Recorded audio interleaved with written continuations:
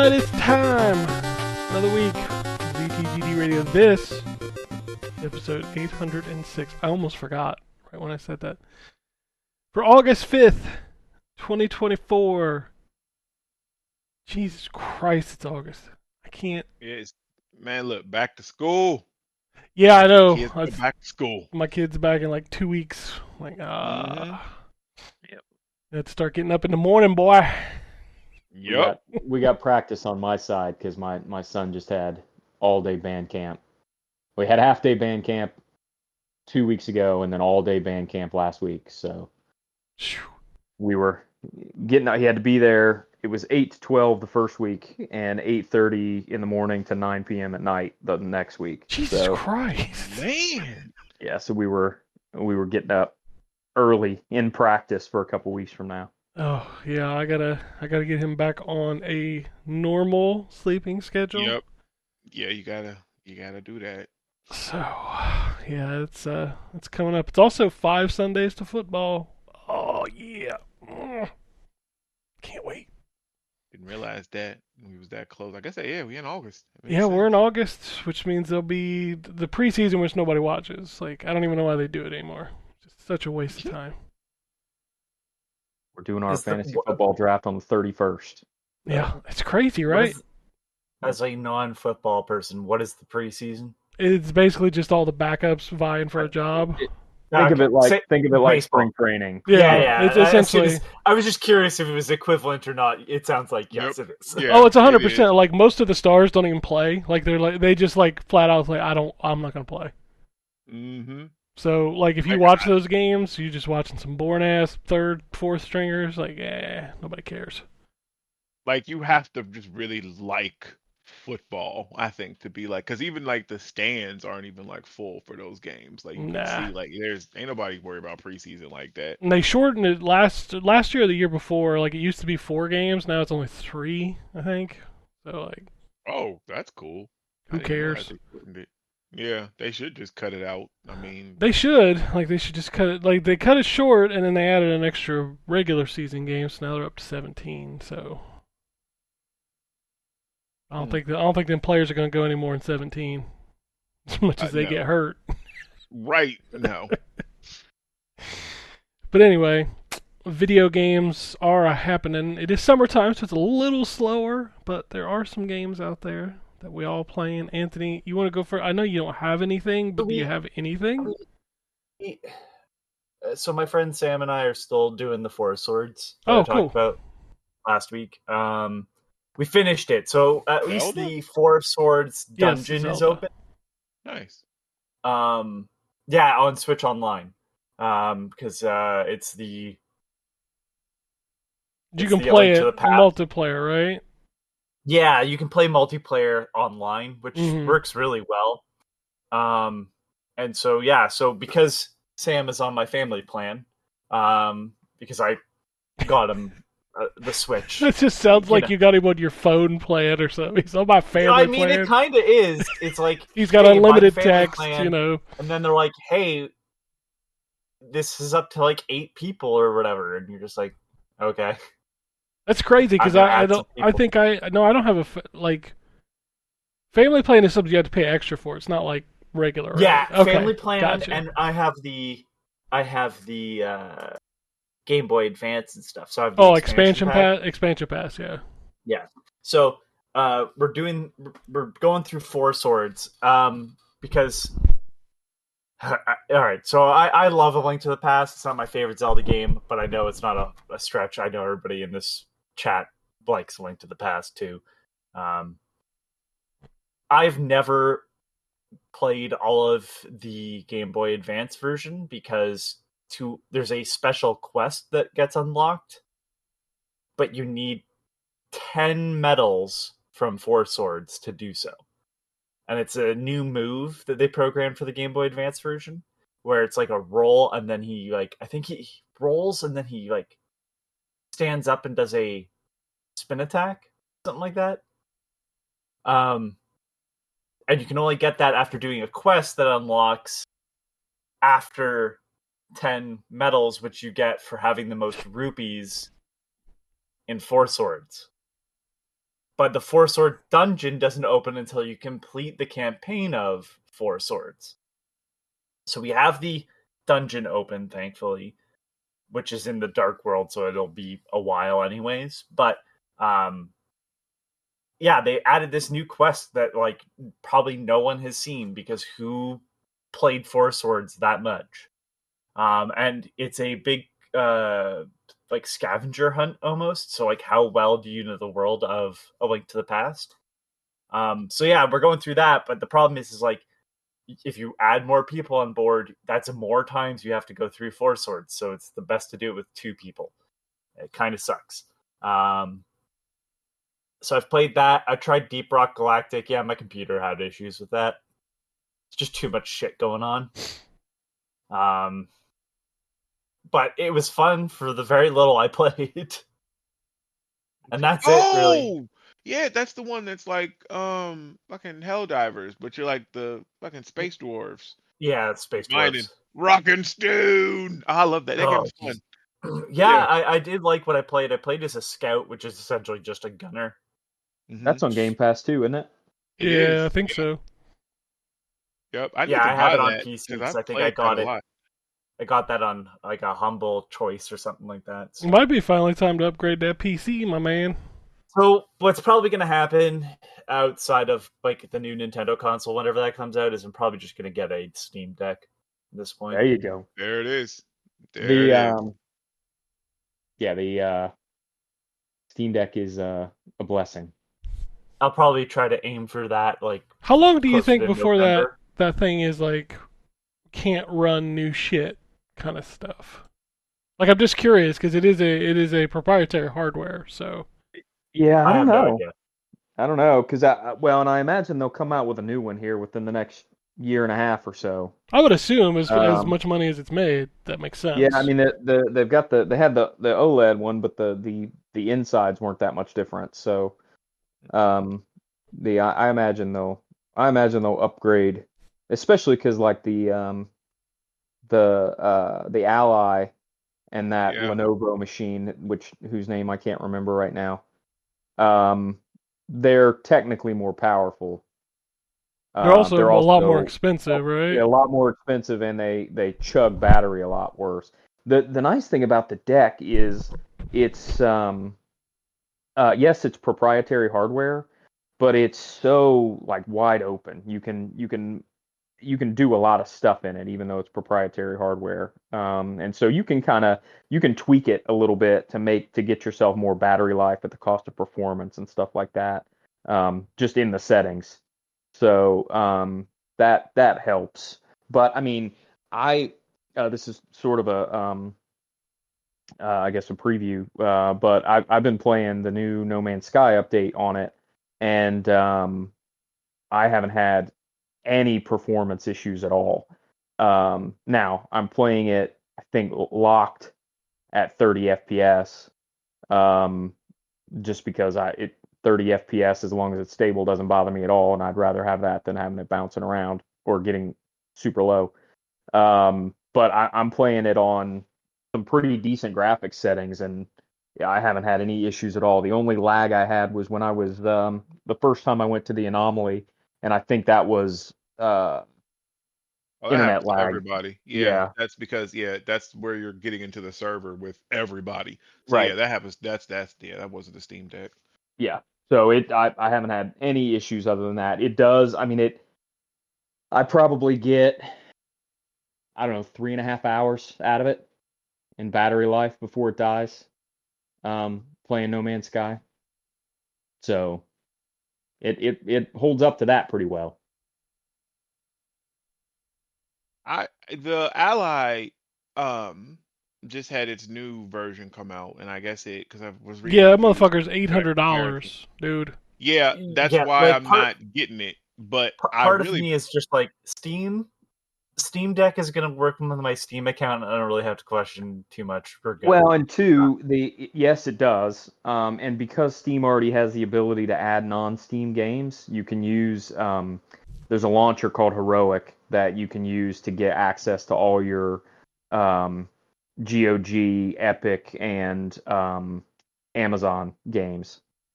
So you just install that Heroic launcher on the desktop version of the Steam Deck has a desktop mode as well. And you go into the desktop mode, install the Heroic launcher. You can install the games from there, and it'll automatically put them in your game mode. Steam Deck as non-Steam games. So, and again, I mentioned on the last show I was on, which I know has been a couple weeks, but I've been playing World of Warcraft on it too. That takes some more finagling to get the Blizzard launcher on there, but I found a tutorial video online that explained it pretty easily, and it runs perfectly fine, no issues whatsoever. Man, that means you could load up Overwatch on the Steam Deck. Yeah, you can, because the way that I did it installs the Blizzard launcher as a non-Steam game. I just saved the name as World of Warcraft, and I've got another I can't remember the name of the program now installed on it that lets me basically every game that you have on the Steam Deck has like capsule art, larger capsule art when it's the most recent game you played, and like art behind the screen when you boot it up. I installed the software that lets you basically change all that if you want. And so I've got the World of Warcraft, or I've got the Blizzard launcher basically disguised as World of Warcraft. But when you load it, it drops you right into the Blizzard launcher and asks you what you want to play. You can just pick from whatever installed games you have. So yeah, you could definitely put Overwatch on there. Damn, this nigga got his Steam Deck tricked all the way out. Like He did. He's got a new show coming out. It's called Pimp My Steam Deck. Yeah, I believe it. Like shit. Yeah. Like you have to send me them I'll links. link you to the stuff, Terrence, once you have yours. But yeah, go ahead. I was gonna say, part of me is like been looking at Analog Pockets, but the thing is like, I don't know. At that point, it's like I'd be better off putting that money towards a Steam Deck. Dude, isn't the new Analog Pocket like $500? It's expensive. It's expensive. Yeah, that's insane. I've seen people sell them for $3, and I'm like, pretty good price. It's a neat little machine, but yeah, the deck's you're gonna be able to run basically any shmemulated stuff you might want. Well, the reason why I have an interest in the analog is I have so many physical cartridge games that I'm like, right. I would love to have a device that plays those very well. But reality is I should just change the battery in my Game Boy Advance SP. Yeah, that'd be the wise way to go. Too. Yeah, it's probably the dirt cheap too, so. Yeah. But yeah, and then I also have played, did I talk about this last week? Little Locked Rooms. I don't remember that. I don't think so. Okay, well, outside of being a tongue twister, Little Locked Rooms. It's sort of a weird mystery game. I don't know how to feel about it. It's not like a super popular game. It's an indie game that I saw. It was so Reddit, when we're recording these podcasts on Sunday, Reddit R Games, they allow indie devs to sort of self-promote on Sundays. And Little Locked Rooms was one I saw, and I was like, well, that's kind of interesting. Essentially, you have a diorama, and you kind of have to figure out how, like, the first one is like a house, and it's like, how did the criminal escape the cops before the cops showed up or whatever? Like, they didn't see him leave the house, and there's only one set of footprints in the snow towards the house. And it's okay. Like, the second one that I did, which was like a murder inside a theater, was kind of neat. My issue is that, like, what they show you is a little too vague. So in the first one, it's like, here's a house. How did the person escape? And it's like, okay, so I see the footprints in the snow, and I see their... I'm just going to spoil the first one. So it's a little cabin, and there's a bunch of snow, and there's footprints leading from a truck to the house, but not from the house to the truck. And the truck has a wheel print behind it. And you have to figure out that the person walked backwards over their footprints to the truck and then took a wheel out a tire out of the back to cover their prints as they walked the path of the wheel marks. And it's like, the way they do it is like sort of leading questions where they're like, hey, how did this person escape? Here's 3 options. And sometimes you have to click and stuff. But it's like, some of it's like, okay, well, there's other ways this person could have left. Like there's a chimney in the house. And I don't know. It's okay. It's an interesting game. There's a lot more I still have to play of it. I'm not in love with it. I think like it'll be interesting to see if they do a second game with the same concept where they take stuff that they've learned from it. It's not a recommend, but it just it doesn't work as well as it should. A good logic puzzle has everything you kind of need to know built within it. And a lot of the puzzles in this, you need to kind of extrapolate things that aren't presented for you. Yeah, I don't know. It's okay. It's a great effort, but it's a lot of I need to think like the devs, not I need to think using the tools the devs have given me. So, yeah, that's it for me. All right. Well, I'll move on to Terrence. Okay. Let's see. So I have stuff that I can, finally talk about. So let's start with Steam World. I'm sorry, I'm looking at my list. I apologize. It's a long list. Steam World Heist 2. Which I already have the review up for that. I liked this game. If you played the original, which it's a side scroller tactical RPG. In the original, you were space pirates. Um, you followed a captain, I think her name was Piper, and you would, pick up various crew members that were all different classes, and you kind of mix and match your squad of, I believe it was up to 4 people doing, and you just, kind of did different missions and your, space piracy stuff. This one, um, you're you're a pirate, so you're a pirate of the high seas, so you're on the water, just set in that Steam World universe. So the kind of plot that runs through this is there is a corruption that's happening with with the water, with the clean water, and it's corrupting bots. Um, they're like rusting out and basically turning into zombies. So the Navy is like got different areas blockaded, so you're this ragtag pirate group, and you're trying to figure out what's going on, and they're the big government trying to cover it up. It's kind of the main narrative, but kind of some of the side stuff. So the pirate that you play as, I cannot remember his name, man, damn. But his mother was like a legendary pirate. And so you are like kind of in her shadow. And so when you meet different characters, like, oh, well, your mom would have done this and that and the third kind of thing, and you're, trying to obviously show that you're just as good, if not better, than your mom's legacy. So there's that kind of narrative running through it.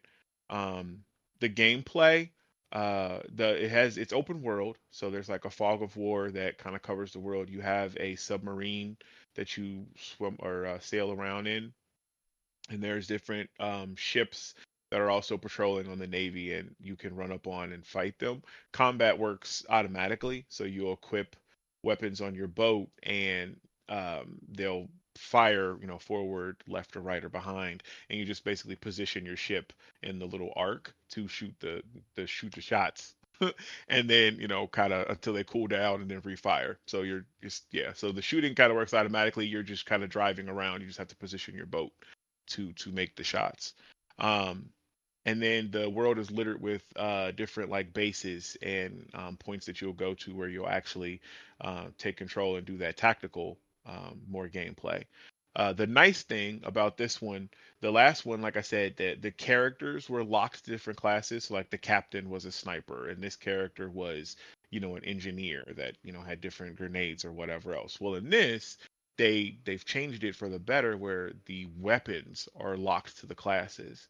So if you equip a sniper rifle, well, you're now a sniper. If you equip a shotgun, you're a breacher, which means that you have extra movement and you can kind of get behind the enemy um, to hit them with the shotguns because you got to be close range. It does a lot of damage.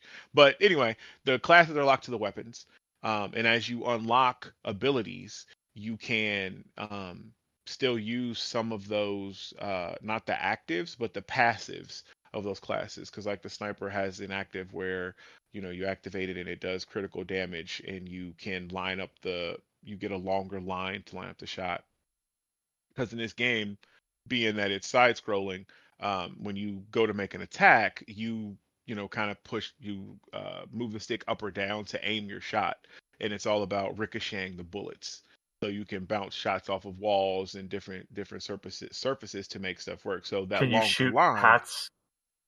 Yes, you can. Thank That's a you. big part of it too. Sorry. Yeah, but thank you. That's a big part of it. Yeah, that's still in this. So you can, if you can shoot the hats off of characters, and then you have to go and pick up their hat. Now you can put it on your characters in future missions. And then if they can shoot your hat off too, which I feel like in the first one you had to go back and get it, or else you would lose it. In this one you don't. So if you already own the hat and they happen to shoot it off, if you don't go back to pick it up over the course of a mission, like you'll still have it in your inventory. Um, because again, this plays a lot like XCOM, but kind of on a side scrolling. So like your movements, so you can only move like once per turn, and then you can attack once per turn. So and everybody has a certain range that they can move. So you kind of got to think about how you want to line stuff up. So it may not be optimal for you to go back some spaces to go pick something up if something got knocked off or whatever. But yeah, they definitely did still add that, or did add that in from the last game. But I enjoyed this a lot. This game was, especially if you're a fan of the first one, the improvements that they've made here are really good. It's still got that Steam World feel. The robots still kind of talk the same as they do in the other Steam World games. The graphics are bright and colorful. And I don't know, like the Steam World games, just that universe are really fun. Like I've liked all of them I played. Arguably, I think Heist might be my least liked, the first one. But the second one definitely fixed all the issues that I had with that one, and I love this game. It was definitely a lot of fun. It's not on Game Pass, so it's you have to There's got to be a make that caveat choice. nowadays. Yeah, it does. It does, right? Not This on Game game is Pass. not on Game Pass. It means you have to shell out some money. Yep, but it is worth it. If you liked, especially if you liked the first one, hands down. But if you like tactical RPG games, I definitely recommend it. The other one that I played that I couldn't talk about was was it Cyberpunk? Deadlink. No, Lord Jesus, I'm sorry. I play a lot of stuff. Deadlink. So it's set in a cyberpunk world. You play as a enforcer for like a mega corporation. And they use combat shells, which in essence are classes. You start off with just kind of the basic one that has like an assault rifle and a pistol, but you'll unlock as you play through the game, you'll unlock different ones that have different variations of weapons, melee weapons, rocket launchers, stuff like that. But the game setup is very much like a Doom or a Doom Eternal type game, more like Doom Eternal because there's a lot of stuff that you unlock going forward. So you'll end up having a double jump and swing off of this, and you can get on this wall and then jump up here and shoot this, and everything happens very quickly. Um, so not to the point where, at least I don't think it was timed like some of the like Angry Foot or Anger Foot, but it is one of those arena shooters like Doom. Wasn't horrible. It was enjoyable. It's just a set in a cyberpunk world, but it is what it is. If you like those type of games, I'm not really big on those boomer shooter type stuff. That is what those called. Like I'm not really too big on those. I But it's played a kind little of bit fun. of this. It's not like a boomer shooter. Boomer shooters are more. What's the best way to describe them? They're more twitchy. Like this game is. This game almost You're feels like right. a run-based game, almost. Yeah, because some enemies, yeah, because boomer shooters typically, well, The boomer shooters no, are like level-based. They're There's not a lot of like verticality in a bunch of them. I got you. Secrets, no reloading generally. Yeah, like a lot of games yeah, try to no. do that, and like, Okay. there's not a lot of like mechanics in those games either. Not like grappling hooks and like extra pieces. Like it's mostly just visceral point A to point B shooting. Gotcha. So. Yeah, no, this does have those mechanics, the grappling hook stuff. Like it does have some extra stuff. It just feels I don't know, like you always supposed to be moving like quickly. Mm-hmm. Like you're supposed Like to be slowing for Unreal, the which level. Unreal is not really a Yeah. boomer shooter. It's more like a tournament shooter. Yeah. Damn, I haven't thought about Unreal in forever. It does feel you're right. It is more like Unreal than the boomer shooters. Okay. But no, I mean it's it's not horrible. I mean, what did you think? I don't know how far you got. It's fine. Like it's I like the look of it. I think the gunplay feels Yeah. good, but it's like it's so forgettable. Yep. Like that's my biggest problem with it is like after I played it I was like, "Oh yeah, that game. I forgot I played that game." Yep. It doesn't do anything that's like super cool or memorable. Like absolutely. It is forgettable. Let's see. What else did I play? Okay, that was the two I can't talk about that yet. Oh, I'm playing Roots of Pacha for review. I think I might have talked about this last week, so I've dug into Yeah, that I some know you more. didn't because you just got it. Oh, did I? I thought I got this one last week. No, I Damn, literally okay. gave it to you like on Thursday, or Wednesday or Thursday, I think. Okay, all right, but then I didn't. All right, well, yeah, it essentially is It's a fucking farm game, isn't it? It is, Jesus but Christ. it's Stone Age. What's the popular one? Sunset Valley? No, what is the one everybody Stardew plays? Valley? Stardew Valley. Thank you. God, Jesus Christ, Just I'm old. internally Yeah. screaming. It's fucking stop it with the goddamn farming shit. I mean, what he But would be sad if you got rid of the farming shit. He loves to play the farming shit. There's would too many be- goddamn farming games. they're absolutely. I agree. As a person that plays them, I agree. There are way too many of them because I cannot keep up. And I know my wife enjoys them, and we play them like co-op. And so if they typically have co-op, like I'll send her the video and be like, "So what you think?" And then she'll tell me, yes or no if she was feeling it. But I don't know. It's just something like nice about them. But this one literally is just Stone Age Stardew Valley. So instead of having the watering can, you have a bucket. You start off with a water skin that you're watering with, and then it gets upgraded to a bucket where you can hit three plots, like three flowers at a time. But like the same with the romancing people, you have to give gifts every day. And you Oh, talk to okay. them I every was gonna day. say, if you're a caveman, do you just walk over and hit her on the head with the club? Grab her by the hair and drag her back to your cave. Yeah. Just fucking No, you actually have to talk to them every day and give them stuff that they like and dislike. And then when you do it, the guy across the street's like, him legend. Right. Shit. But yeah, Grog has Riz. it's wild too because there's totally Grog a has much character in riz, there definitely. called Grok. Oh man, but no, it's not bad, but it definitely is a farming game. So if you don't dig farming shit, this is not going to change your mind because it doesn't reinvent the wheel. It literally just is, Hey, Anthony, there's that way one in every go. 7 weeks joke. You're good to go. Yay. Yeah, and I told you you're gonna bring comedy and jokes to it, like and it's Oh, you deliver. shit. Oh, okay. What else did I play? I played Divisions of Mana. Kill Sabretooth for you, pretty dress. What is wrong with you? It's the idea of prehistoric Riz has got him worked up. You can't help it. I just like the idea of that cavemen have to have figured out like agriculture.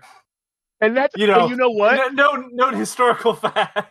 No, Cavemen, so agriculture. what's crazy about this is it so like in these other farming games, you would meet people or you'd find a book or something like that that would unlock that ability or whatever in this. So in this, it instead of like getting currency, so like you're selling your farming goods, everything is like community based. So you get like community points, and as you as you talk to people and as you like grow different plants and stuff, the different tribes members get ideas and you go and talk to them, and that's how you unlock different stuff. Like I'm working on one that's going to unlock basically irrigation. So we can water the stuff more efficiently. There's one that's that the clan is working on, and that's laundry. So being able to clean clothes. Like one I just unlocked was they figured out how to do lights to put like torches Glock outside figure the out buildings and stuff. aqueduct. Yeah, basically. Please tell me they talk like that in the game and they don't have like They don't. normal No, conversation. they don't. They have normal conversation. What the fuck? That's not historically accurate. I'm gonna get a petition. You know what? I mean, do it. Okay, let's do it. Yeah, okay. Let's start the I petition. mean, this is not historically accurate.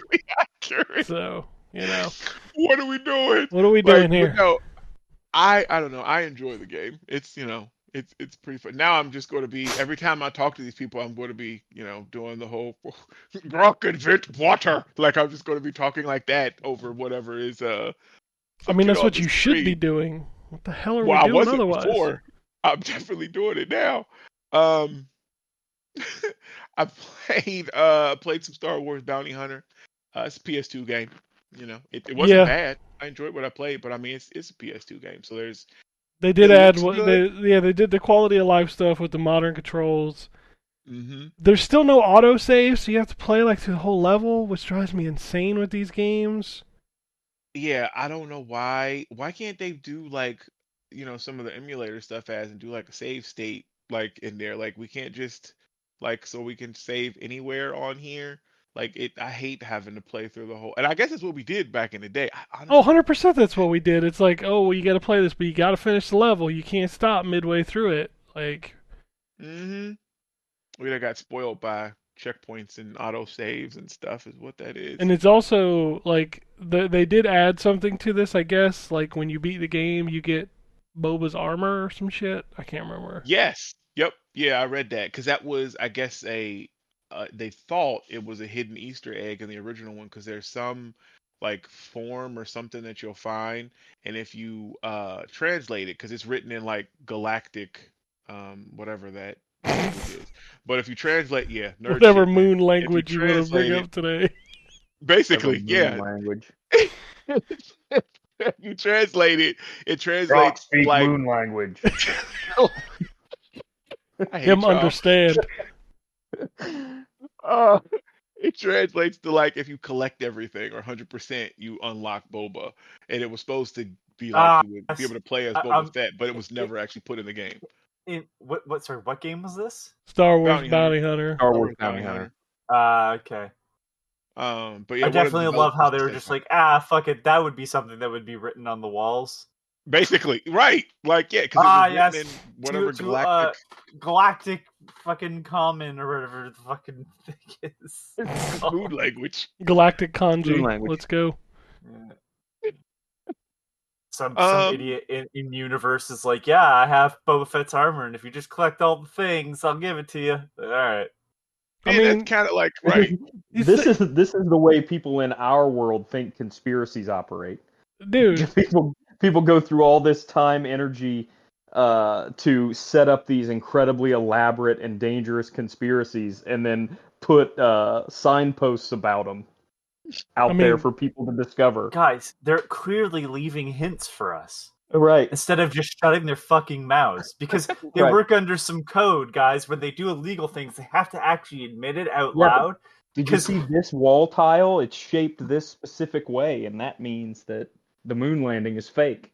I don't know if you know this, but there's a map to a treasure on the back of the Declaration of Independence. I heard that, actually. I know the guy that tried to steal it. Did you know him? Yeah, I do. Yeah, he's got John Travolta's face. Yeah, he was also a vampire. I just want you to know that. Yes, correct. He has done a lot. He has done a lot. I've heard about that guy. He's also a little tired, a little wired. He's good to go. He's good to go. And he loves his pig. Just so you know. Oh God. Okay, I think that's all I played. I can't even remember now.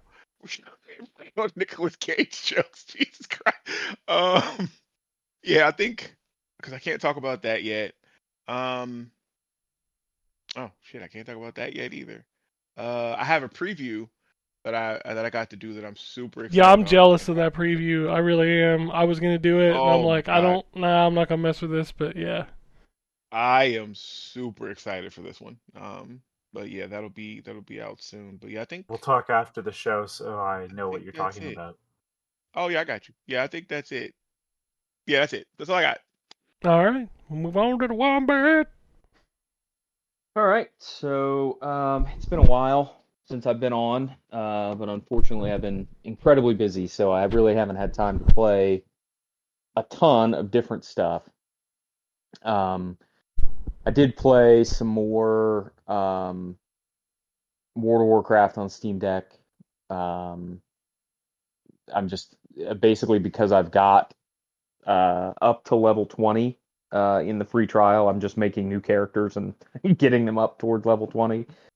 Um, so in the process, trying out the different races and classes as I go. So I'm um, curious. Have you found that some work better with the controller versus others? Like, or is it all yeah, just basically easy to play? So which yeah, works no, better? I think probably the well, so I've made a paladin, a druid, and a warrior so far. Mm.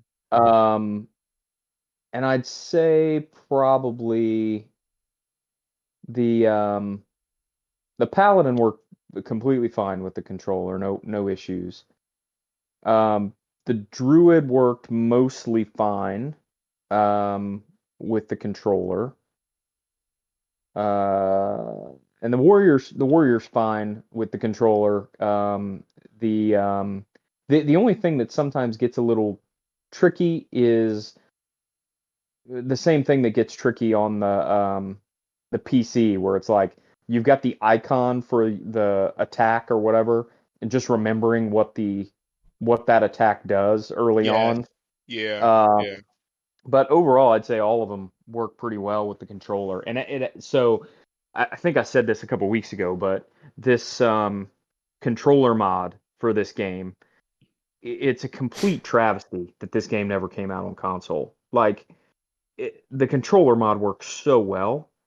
I don't understand why they wouldn't have done an official console release at some point. It seems kind of silly, in all honesty. Um, So maybe now that Microsoft owns them, we'll get an Xbox version, but I'm not holding my breath. You ain't Um, getting shit. the Certainly feels that way. Thanks, Anthony. Certainly feels that way. I mean, they haven't done it in the last 20 years, so uh, uh, who knows what will change now? But I'm doubting it. Um, But yeah, that game works great on the Steam Deck and with a controller. It plays exactly the way you would expect it to. I mean, it's an MMO. It's an MMO, right? It's not an action game. So Right. as long as you go into it with that expectation, you're going to be navigating menus and pressing different button combinations to open hotbars to access the different abilities. As long as you go into it with that expectation, it controls just as well as you would expect it to. Um, and then I started Final Fantasy 14 right before we started recording the podcast, and I still can't say that I've played it yet because I'm still in the go through all this bullshit uh, mode.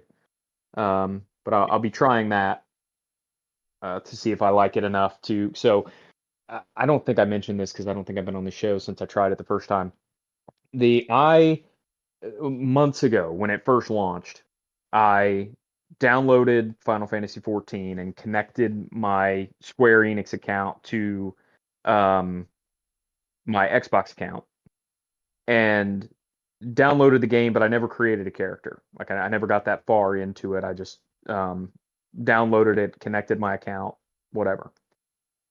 So then I decided I was going to play it, and I thought, you know what? I'll try and play it on the Steam Deck because it's got a free trial on the PC as well. The free trial's different on the PC. So on Game Pass, Game Pass comes with the starter edition of the game. And the starter edition of the game is the version that lets you basically play all of the old content for free. The regular free trial does not. It does open up all the content, but it's only a 30-day trial. And so that's the trial version that's on Steam. The starter edition on Steam is $20. Well, it wouldn't let me do the 30-day trial on Steam because I had already activated the starter edition on the Xbox. Even though I had never played it, it wouldn't let me do the 30-day free trial because I already had the starter edition purchased, quote unquote, on the Xbox because I have Game Pass. So that was kind of disappointing because I just wanted to check it out and see if I liked it.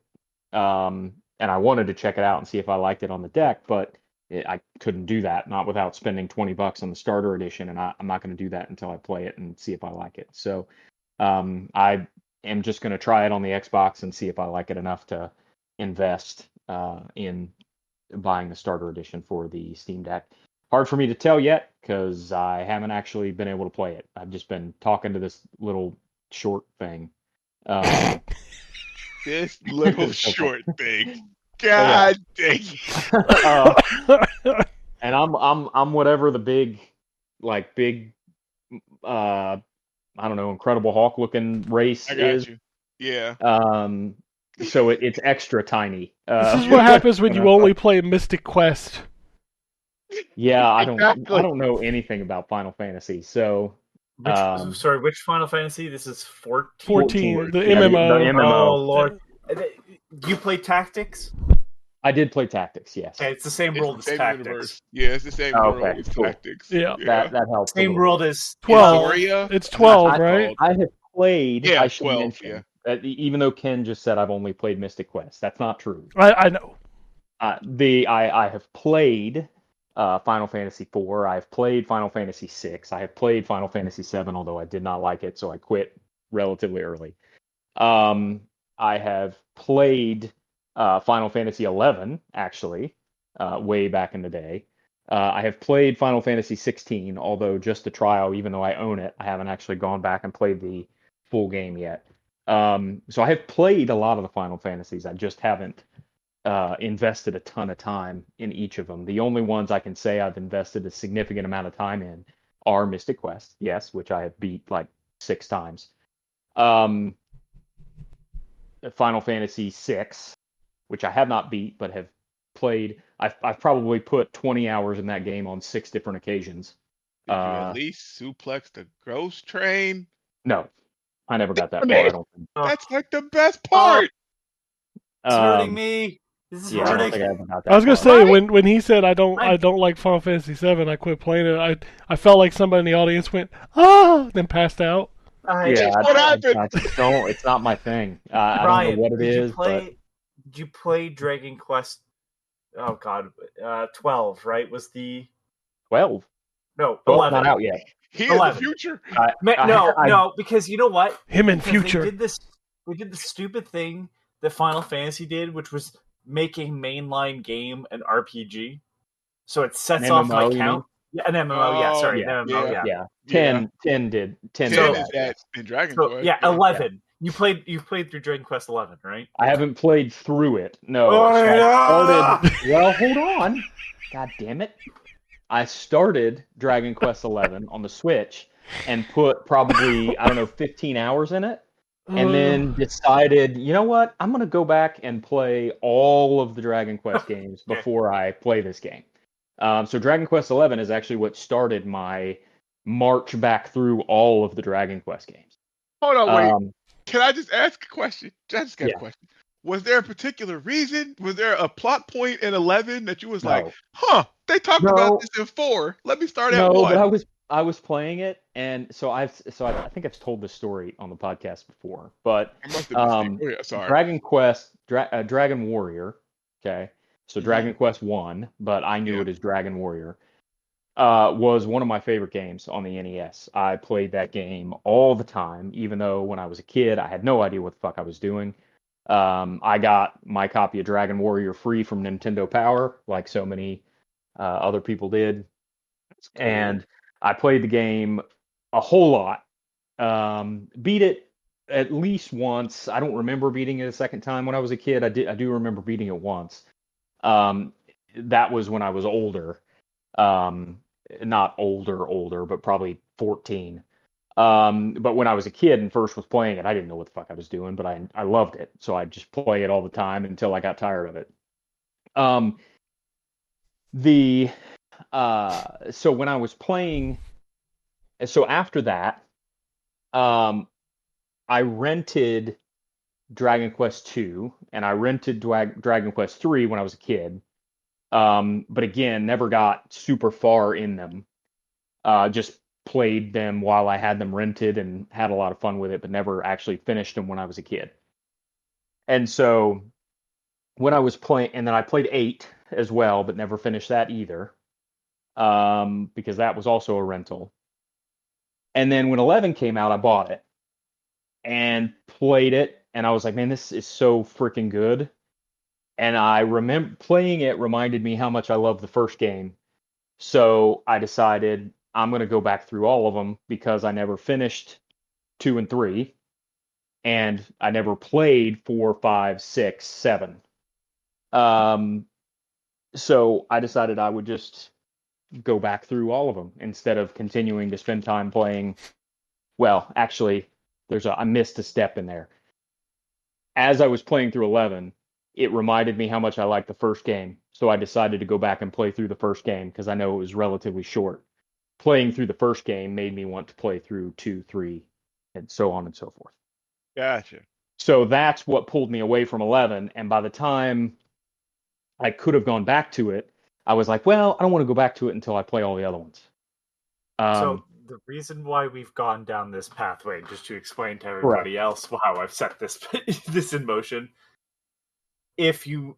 when you play 11, I'm going to recommend Final Fantasy VI because they share a lot of similarities in their story, but it's like obviously telling it in 2 different ways. Yeah, I've played. You're right. The farthest I've gotten in 6 is probably, I don't know, maybe halfway through. So at some point, I own 6 on my phone actually. So at some point, I may go back and play it. But yeah, so that's how we ended up on this Final Fantasy path. Apparently, all of that so that Anthony could tell me to play 6. Yeah, no, the reason being is that, like, when you said, like, I hadn't finished 6, I'm like, well, if you finished 11 and you liked 11, again, it's not the exact same story, but I felt like Dragon Quest 11 was doing a lot to be like, hey, like, we love classic RPGs too. And it's like, oh, this is beautiful. Because, Final Fantasy has gone off the rails. It's fucking Devil May Cry now. Like, yeah, pretty much. Yeah.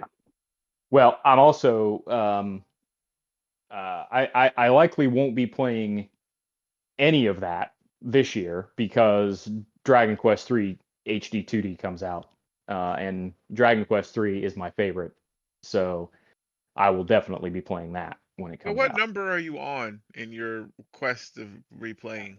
Yeah, it got a little complicated. So 8 is the one that I'm on, but also 7, because 7 is not available on mobile in the United States. So every Dragon Quest game up to 9 is available on mobile phones in the United States, except for Dragon Quest 7. So 1, 2, 3, 4, 5, 6, 8 are all available on iOS, which is a convenient way for me to play Dragon Quest games because it means if I've got a little bit of time and I've got my phone with me, I can just play through a little bit. So 7 I have on the 3DS. So it is much more difficult for me to find time to invest in Dragon Quest 7 on my 3DS because it's not obviously as easy to carry my 3DS with me as it is to have my phone in my pocket all the time. Yeah. So I'm playing through both 7 and 8, depending on where I'm at and what I have. So 7's also like the longest game Oh I my it think is. in the God. series. It's Yeah, I freaking just enormous. saw that. Yeah. It says without completing the game's side quest, a single game of Dragon Quest 7 can take 100 hours or more. Yeah, it's That's Yeah. without very, doing very any long. side quests. Yeah, it's Fuck. very, very long. I think in terms of like completionist, I think 9 is the longest. But just in Oh terms yeah. of like straight story, 7 is I think the longest. I think 9. It's because you have to you don't, but the intentional way of doing it was finding other people. Right. Ugh. Yeah. Just use an action replay and unlock those. Yeah, dungeons. exactly. Who the fuck Um, has an action replay in 2024? I still have mine. Yeah. I do know not have you an do, action. but I meant like what sane person still has one in 2024? I do not have an action replay. I do not either. But I'm not insulted by that. I didn't think you would be. It's one of those fair. I'm also insane enough to be like, I need to double check because I'm like, whoa, is Final Fantasy 14 actually in the same world? Yeah, it's Ivalice, Yeah, because the bunny people are in Final Yeah. Fantasy 14. which Yeah. is yeah, so Tactics is a Final Fantasy game that I enjoy. Also not one that I have beaten, but I also own that on my phone, and I've played that on PlayStation as well, but never finished it. so. Ken, can you name all the games that have Ivalice in them? Seeing as how you have an encyclopedic mind like myself. Not a Of Final shit that's Fantasy. useless. Not a Final No? Fantasy. Sorry. I like Final Fantasy, Let's put but it this way: there's one game that doesn't have Final Fantasy in the name. Do you know which one it is? one game I that do. doesn't Story. have Final Fantasy in I, the name. Yes. I actually do, and I know what it it's is. amazing that I know what it is. Why don't It's you a guys good say? game. Because I don't fucking Is it know. Vagrant It's Story? Vagrant It is Story. correct, Vagrant Yeah. Story. Oh So you god, know I what's did not funny? like that game. I have played Vagrant Story. I also not finished that, but I Vagrant did Story play has an Vagrant Story on the awesome PlayStation when it first came out. yeah, it has an awesome art style, but I just cannot get into the dungeon crawling in that game. Yeah, it's a little weird. Vagrant Story. It is. It was different. I liked Vagrant Story. Yeah. You should go back and So play it just to look at the way they did the pixels because it's really cool to look at. it is cool. Yeah. I haven't booted it up in forever. You know what? I'll have to emulate it or whatever. However we're saying that. Yeah, I have to check Shmemulate. that out. Yep. Shmemulate. Anyhow, so now that I've isolated all the Final Fantasy people that listen to this podcast, they should know by now. So what I've spent most of my time this week playing is No Man's Sky, which I bought on Steam because it was on sale for $23, and it plays flawlessly on the Steam Deck. And that they have done. So I own No Man's Sky on the PlayStation. I bought it when it first launched in 2016. So 8 years ago now. Jesus Christ. And the work that they have put into that game is unreal. That game, there is so much to do in that game, and it is an absolute blast. I have put way more time than is healthy in that game since I bought it on Steam, because I've been taking care of some stuff around here, so I haven't had time to play on any of my consoles, but I have had some time to play on the deck, and it is just it's so good. The space combat is excellent. The transitioning on and off the planets never gets old. Love it. Love it. It's the actual scanning and stuff of things on planets is, and I'm trying not to compare the two, but is so much better than in Starfield. Because if there are creatures, you can see, you'll see a little red dot if Yep. it's a creature that you haven't scanned, and you can see it from a ways away. So like Starfield would have you scanning like bugs that you have no way of seeing.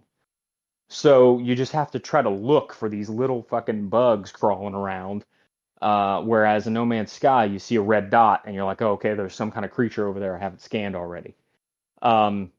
It's got some awesome boss fights in it. I fought the other day these 3 giant sandworms that came out of the sand and were attacking me and throwing other monsters at me. I haven't I done that. fought a giant like spider thing that was also sending mobs after me. The the game is just incredible, and they've added so many cool things. Like I have my starfighter now is a sentinel that I basically hollowed out and made a place for a pilot to sit in, and so it's faster and has better firepower than the old spaceship that I had. It's a quest that you can find basically in the game. Oh, I was about to say I haven't seen that ship. That sounds awesome. Yeah, so you basically, when you're flying through space, sometimes when you're in like pulse engine, Mm-hmm. sometimes it'll come up with a message that says Space. there's there's a communication signal nearby, and if you drop out a pulse and turn on your communicator, something will happen. And so this Sentinel ship flew over top of me, and basically there was a distress signal. And so you land on this planet, and there's a crashed Sentinel ship there, and you have to like fix the Sentinel ship, and then you can use it. Hey, yeah, that's kind of how the living Yeah, ship thing works. It pulls you right. out Just, of I was pause. reading about that. Yeah, it's the same way. Okay. And then there's the anomaly is new. As far as I remember, that wasn't there when I Mm-hmm. played It it wasn't. originally, which is cool. There are multiplayer missions that you can go on and like raids basically that you can go on with other players. Um, there's just I've got a freighter. No, freighter. Yeah, freighter. Yeah. Mm-hmm. Um, which is like the big giant capital ship, and so it's basically a base in outer space. And you can do different stuff. You can send these frigates out on missions. You have to recruit other sort of ships to join your fleet, and then you can send them out on missions to do stuff. The base building, which I hadn't played, is really really cool. There's a ton of stuff to do. You can build Um, underwater bases too. Have you yeah, done you that yet? can. Yep, Yeah. I have not done it yet, but I saw the parts. I don't have any of Gotcha. the parts to do it yet. But yeah, I've seen the parts to be able to do it. So the game is just it's amazing, and the work that they put into it is completely unreal. And I know that those guys get a lot of praise already for how much work they've done, but it's almost insufficient because they just if they could have taken all the shots that they took in 2016 when they launched the game and shriveled up and died and called it a day. Mm-hmm. But they doubled down on that game because they knew what they had, and they've turned it, at least in my opinion, into a masterpiece. There is just so Yep. much fun stuff to do in that game at this point. Um, it's unreal. So I definitely, if you haven't gone back to check it out, this new update is a perfect opportunity to do so. And I feel like most people own the game on something at this point. Yeah. So if you haven't gone back to check out any of these free updates, this is one to go back because you've got all this stuff to do now. There's no one could level the there's nothing to do criticism with this game anymore. There is No. a ton of stuff to do. Yep. So I would definitely recommend checking out this new update if you haven't gone back to No Man's Sky in a while because the game is amazing. And it captures the feeling of exploring outer space and going from planet to planet and establishing bases and settlements and stuff on these planets so well. Yeah. It's really cool. I love. Do you have a settlement yet? Have you found a settlement? When you say settlement, what do you mean? So you'll okay. So like I was flying through space because I forgot I've played this week too. Um, when you're flying through space, I got a distress signal from this planet, and they're like, "Hello, we need some help or whatever." And I land, and it's like this community, and I like I had to do this mission for them, and they're like, "Oh, well, here this is now yours. You take care of us." And so Oh like no, I haven't got that yet. yeah, so I have to go back to that planet. I haven't been there in a while, but there's like you can portal directly to your office on your settlement planet too if you don't want to fly there. But you literally run missions for them and build stuff. Like I built them a bar, some office building thing I had to put up. Like, and it's just different missions that you do, and it's like literally a little community. Like, there's little kids running around, the little aliens and stuff, and you can talk to the different people. Like, it's pretty neat. Huh. I don't know if Sounds there's like another way to sounds like get one. genocide is gonna happen. I don't Sounds think like we're that ready for all community that. has some goods that I could use. So I had to go because like when you're out in space, like you'll get like alerts. Because like the other day I got an alert that they were being attacked by Sentinels. So I had to go to a space station and warp in and like help them out. Like you can build defenses and different stuff around in there, like the settlement and stuff. But yeah, it's that game has a lot of stuff, and it's funny because I think I said that what you said last week is like I don't think they could have just shriveled up and died, but they like they doubled down and turned it into something just fantastic. Yeah, Like I'm and go ahead. Sorry. well, I was just gonna say but like I'm my missions right now, like I'm trying to get the living ship is what I'm running through it.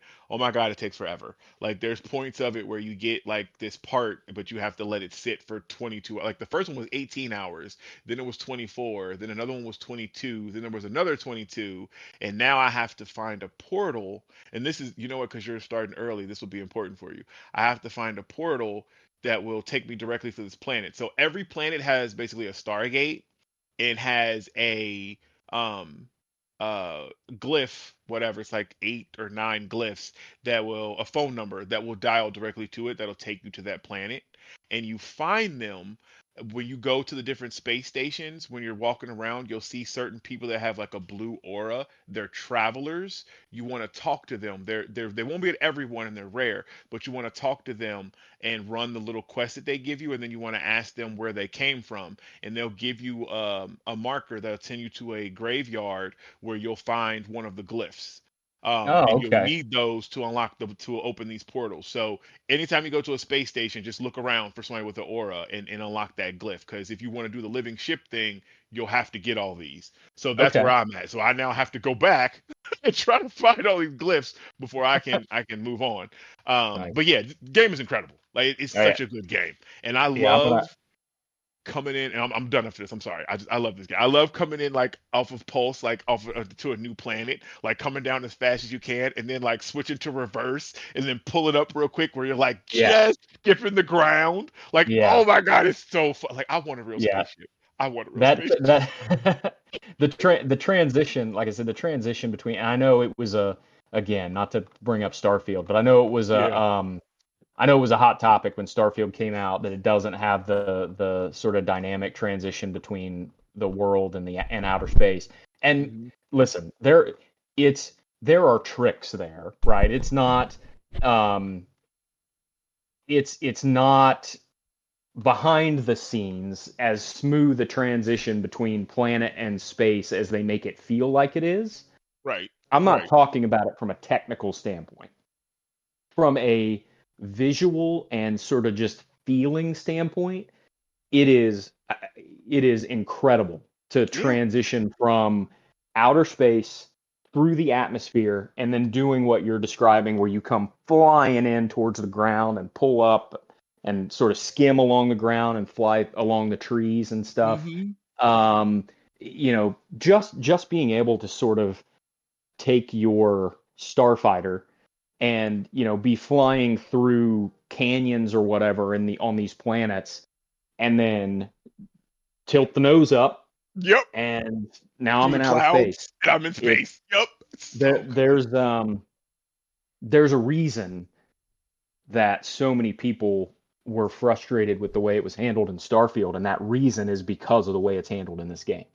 And I'll say the biggest, there's a lot of changes in this new update. The biggest changes are all visual.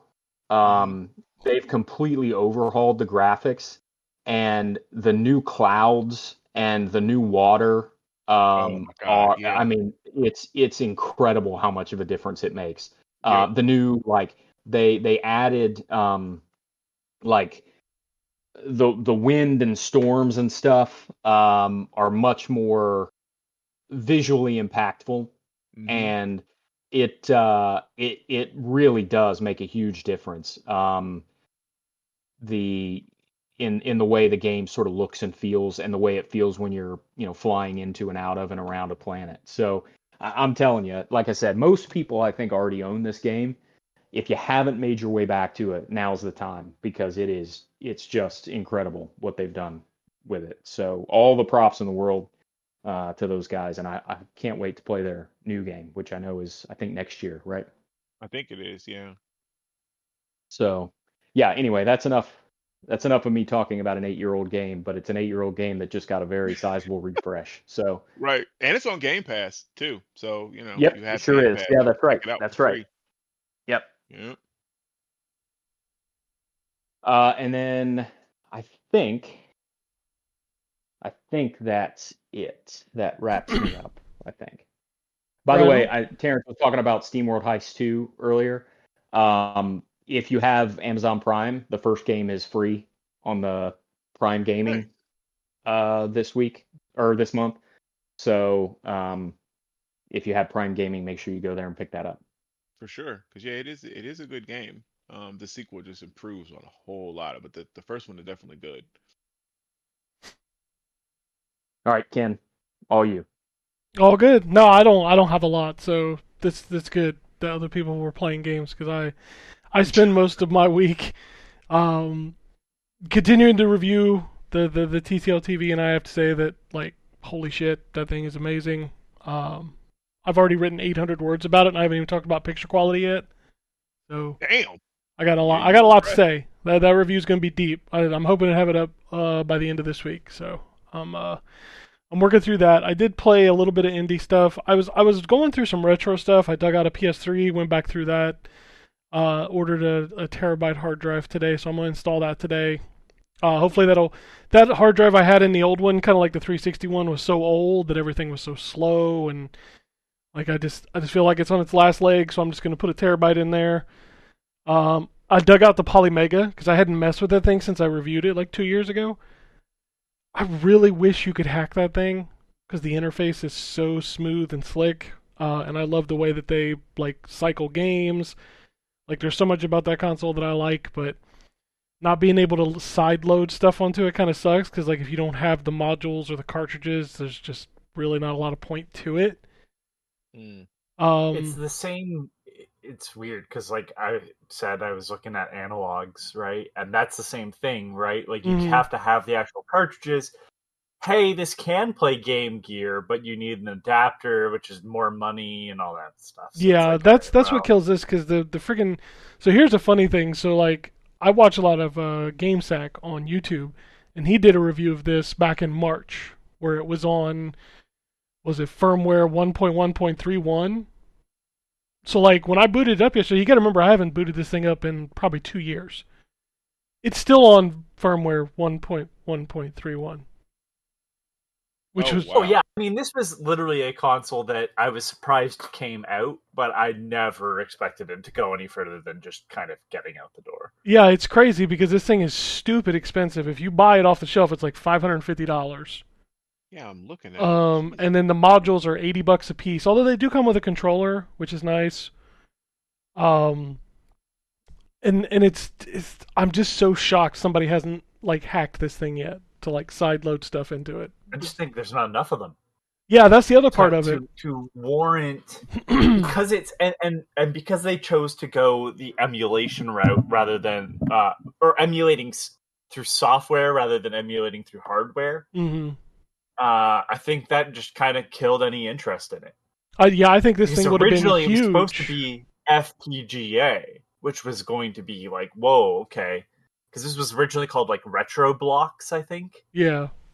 And then it came out that they were doing software emulation, and it's like, well, that's a very big change because a Retron does software emulation. Yeah, Retron basically steals emulators too. I mean, yes, also that. This was better than that. I think from your description it sounds better than most of the Retron stuff too, but it's 100%. 100%. It's of the same ilk, which kind of cuts off the people that are going to do the heavy lifting anyways in the fan base. Yeah, 100%. The Analog has the crazy people that will work on things. Yeah, this is just definitely not happening, and it's kind of sad because like the hardware is sleek, the interface is sleek, everything works well. And if you have the cartridges and the discs, which I did have a bunch of them, and I have loaded them on there, one of the things I really love about it is its database system where it'll look up the games, it'll have all the information about them, it'll like literally download all cheat codes for it. You can do saves, like all that stuff is really slick. It's just you've got to have a monstrous amount of cartridges and discs and stuff laying around. And it's weird that it doesn't support other CD systems. Like, how has this thing not been built for like 3DO or CDI or some of that really obscure shit? Like, I don't get it. But I think we would have had that had, the audience been there. And I don't think this is a big enough product because they did kind of just get it out the door after a bunch of delays, and then that was it. They're still having delays too. Like people are still waiting on their consoles. So just remember what they did, right? They just went fucking silent. Yeah, they still don't talk a lot. They talk more than they did, but they don't talk a lot. And it's crazy to think that this thing came out, like I said, like 3 years ago. Like initially, I don't know. It's crazy, man. It's such a quality piece of hardware that I feel like could be the end all be all, but it just isn't there. Maybe it's because I'm a contrarian, but I don't really care for how good something looks. I just want it to work. And that's the thing. This thing works. Right. I'm just saying. It's like, to me, it's like I have that cartridge for the Saru for the Sega Saturn, and it's just like a fucking text menu. Scroll down, open the ISO, and we're done. Yeah, like EverDrives. That's how my modded PS3 works too. I just go in, I got a PS1 and PS2 folder, and then I just load something up. Yeah, that's nice. Like that's usually what I do on my mini PC is like there's an interface, but it's literally just like a list, like a text list. And you just pick what you want to play and you play it. That's how it should be. All this fancy stuff makes it seem legitimate. I know what I'm doing. Well, to be fair, Polymega is legitimate. God damn it. Like you can only play legitimate things on it. So but yeah, like I've spent some time doing that. I did play I did go back through and download a bunch of 360 stuff and played some of that this week. Like I played some Choplifter HD. I played some Marvel vs. Capcom Origins. Some other Afterburner Climax. Sega Rally Online Arcade. Like I was just going back through some of the older games that I hadn't played in a while. Those games still hold up. They're pretty good. As far as the indie stuff goes, I played a few things. Aero the Acrobat is out. Like it's fine. It's Aero the Acrobat, I'm assuming. Yeah, it's fine. It's only $5, so I'm okay with that. Oh, that's not bad. Yeah. Yeah. Like that's a good price. I'm pretty sure I said it. Everybody's favorite Sunsoft game. Yeah, and I guess they're going to do the rest of them. They're going to do the other Arrows, and then they're going to do Kamikaze. Arrow 2 and then Zero. Kamikaze Squirrel. Yeah, Zero the Kamikaze Squirrel. What I don't get is A, why wasn't this a collection? Yeah, that doesn't make any sense. B, what version of Arrow is it? It's US and Japan. I think it's the Super Nintendo. I think. Yeah, because there's a Super Nintendo and there's a Genesis version. I'd almost guarantee, like, just from the music, the way it sounds, I'm pretty sure it's Super Nintendo. So I only have nostalgia for the Genesis version because that just happened to be where I played it. Oh yeah, that makes sense. There's a Game Boy Advance version, which I'm assuming is slightly different too, because they had to make changes. It's like all this stuff should have just been thrown on it. Oh, Why not? 100%. Yeah, it should have just been one collection for like $15-20, something like that. That would have made it. Well, that's what's even crazier is like these games are being staggered over time. I'm like, dude, not that many people have reverence for Arrow the Acrobat. Like, you ain't got to build this out over months. Like, just drop it. I don't know. It's weird. I tried to play a game called Circus of Tim Tim. It's like a first-person horror game, but like there's an option in the menu to invert the controls. I did it. It didn't work. I turned it off. It didn't work. And then as soon as I pulled down on the analog stick, like my view just goes up like it's almost like a race car. Like it's so hard to control because the right analog stick movement is just so fast.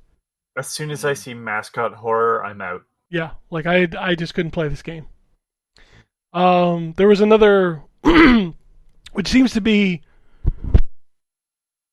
like a new thing where they're doing classic survival horror games. So there's a new one I played this week called Plastomorphosis, which is just a horrible name. Dude, I can't see this fucking game. Like, they went so hard in the PS1 style visuals, then they put a big ass. Oh my god, the film grain. The film grain is awful. It's so big, guys. It is so bad.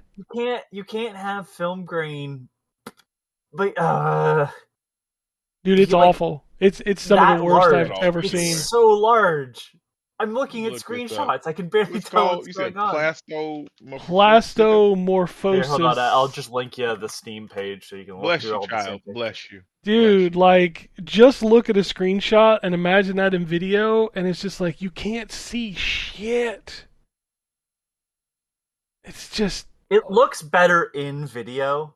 It doesn't look that good when you play it. It does not look like that when you play it. Oh my god. Like, I couldn't see shit. Like, it felt like it was running at like 140p. There's so much film grain on the screen. Good lord. Yeah, okay. I could not play that game. Like, just could not play it. Oh, did I play anything else? No, not really. I was just mostly, like, I set up my Rock Band on the new TV to see how the lag was. It's excellent. Played like that for like 4 hours the other night. Obviously playing more Overwatch. I can't not play that game for some reason. Although I did only play 2 days this week. I didn't play every day. I only played 2 days. Get me back to try again if they bring back 6v6. I think it's coming in maybe the second half of season 12. They'll probably do like a test run. I don't even think it's it's more a win now. Like, they already said that they're doing test run. Like, the director said they're doing tests for 6v6, so it's coming back. Tests. Is this the win? Tests for I just think the it's original weird. Game. Right. Why the fuck are we doing tests for what y'all already have perfected? Just roll back the shit that you rolled forward. Like, I don't understand, but whatever. I do like the changes that are coming to OpenQ, so I like to play OpenQ because you can get multi-tanks. But they're making a change to that where, like, you can only have so many of one role. So, like, if two people they're removing fun, cool. Dude, it ain't fun when your team plays 5 DPS and a support and the other team's running 3 tanks. That's not fun. I remember back in the olden days where it didn't have none of that shit, and you would have a team. Oh, dude, that shit was the Wild West. All Symmetras, and you'd be locked down in your fucking base because there's turrets everywhere when you go outside. Oh man, yeah. Dude, you want to talk about the worst? The worst was 6 Mays. Yes, it was. Oh my god. Just everybody's frozen all the time. Yep. Yeah. Oh man, crazy times. Crazy times. That was the Wild West, man. I remember. Oh my god, that game.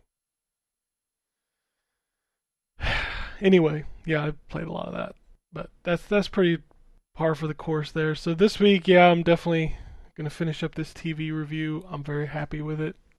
I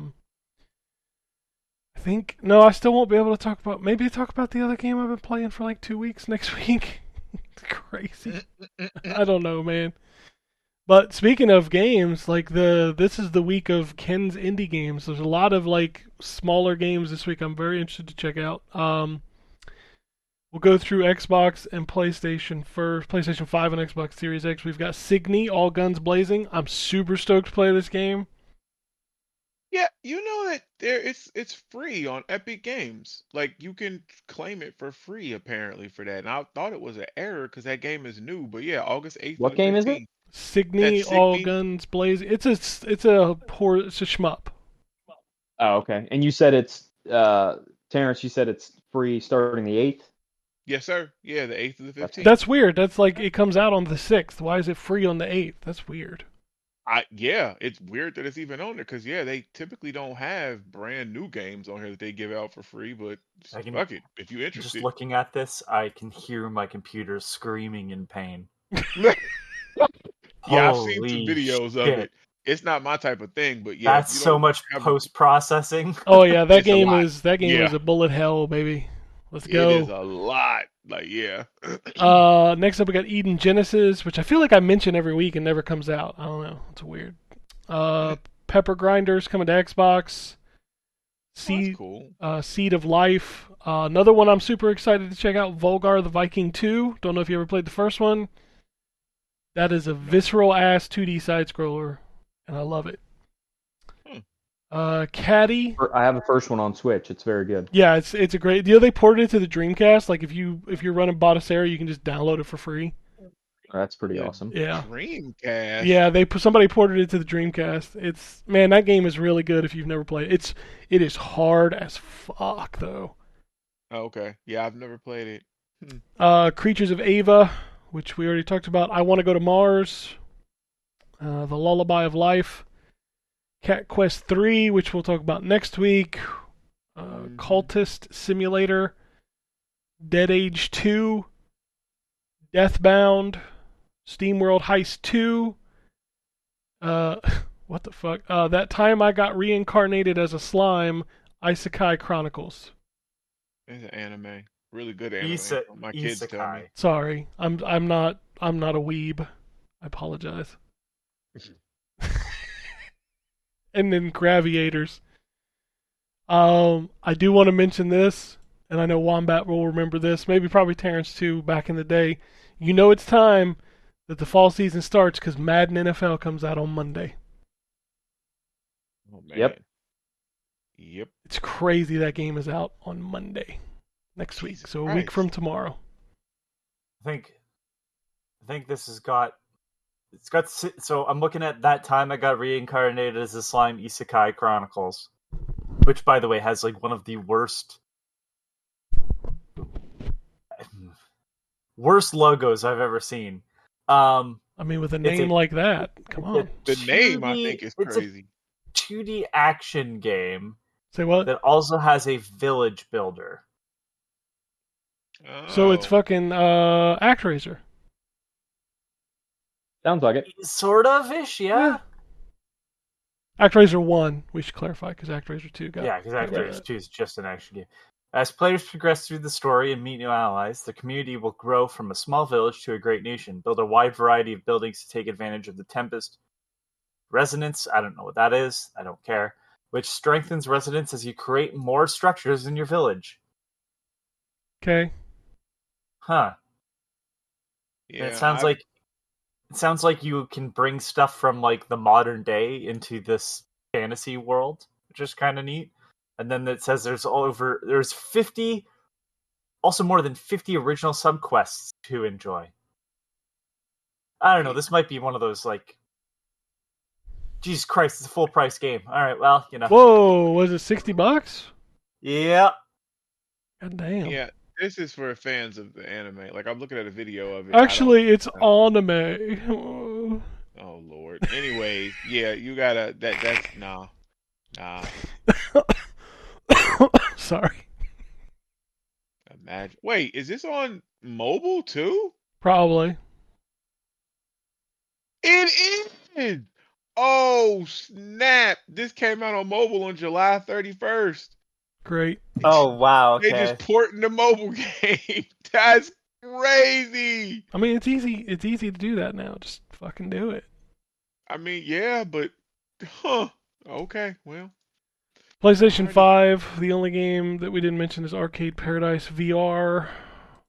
Oh, I bet that's cool in VR. I liked that game. It's on PlayStation Game Pass for a 4, while. nothing that we haven't mentioned. And Xbox One, nothing we haven't mentioned.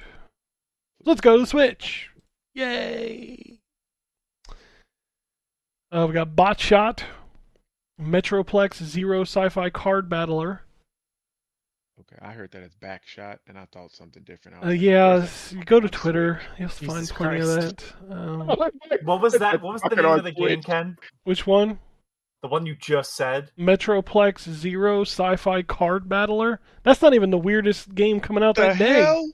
I just need to know what this looks like because I want to know how bad it is. I do too. Man. Continue on. The next game is called The Villainous is Adored by the Prince of the Neighbor Kingdom. Is it? Wait, is that the game, or did you just read the? No, that's synopsis? the name of the game.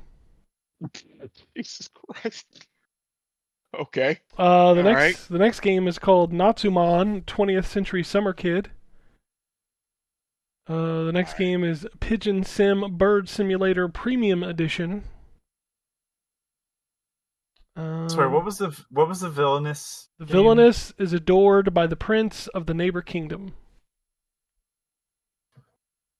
This Metroplex hold on. looks like ass. It's also I guess old. that is based off of a manga. Manga. It's actually I'm gonna take a wild guess that it's a. Okay, I found the Nintendo page. Yeah, it's a visual novel. All right. Jalico Lay Famicom version Yokai Club. God bless you. Thank you. Skelethrone: The Chronicles of Aracona. I have to.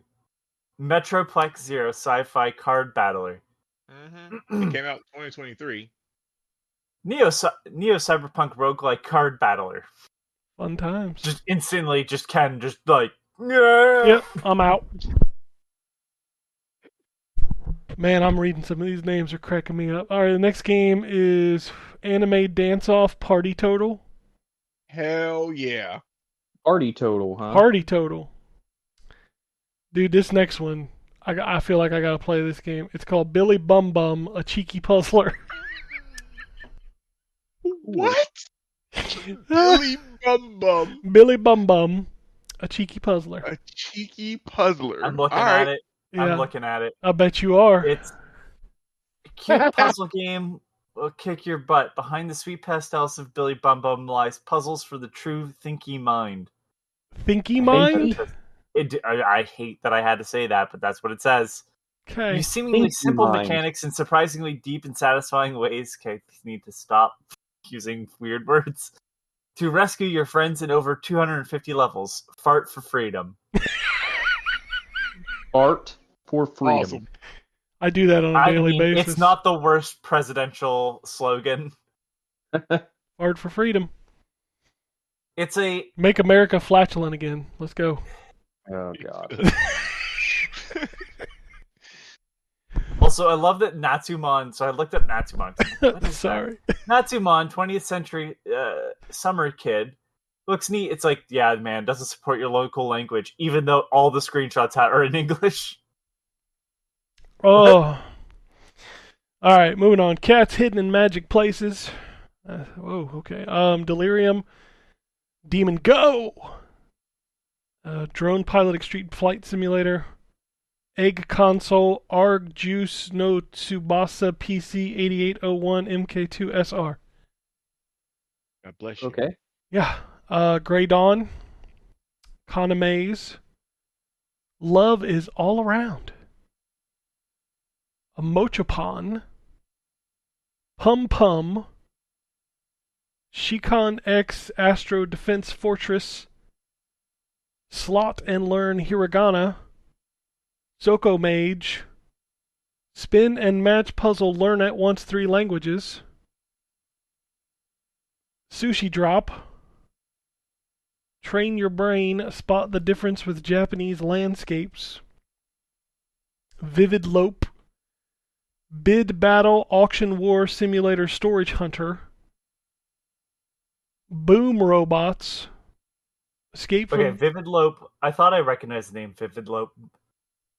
I want you to take a look at it and tell me, like, it gives a specific era vibe to it. Oh, yeah. Reminds me of, like, Dreamcast era. Yeah. Mm-hmm. What was that game with the mice? Choo Choo Like Rocket. Choo Choo Rocket. Yeah. Where was I? Escape from the Pharaoh's Tomb, Fashion Friends, Superversion, Frog Detective, the entire Mystery Deluxe Edition. Oh. And then we're going to end with Moonshot. So we started with Bot Shot. We're going to end with the Moonshot. Nice. Moonshot, Watergate, punk rock. All right. It's time for some news up in here. What do we got? We had our sales numbers this week, which got a lot of people talking. We'll start with Nintendo. I bet they had nothing but great things to say about these numbers. Of course. The internet is so wise. Mm-hmm. I don't know why they're all not working at like financial firms. It's crazy. Nintendo hardware is down 46.4% year over year. Luigi's Mansion 2 HD sold 1.19 million copies, while Paper Mario: The Thousand Year Door sold 1.76 million copies. And then Pokemon Mystery Dungeon Red Rescue Team is coming to Nintendo Switch Online expansion on August 9th.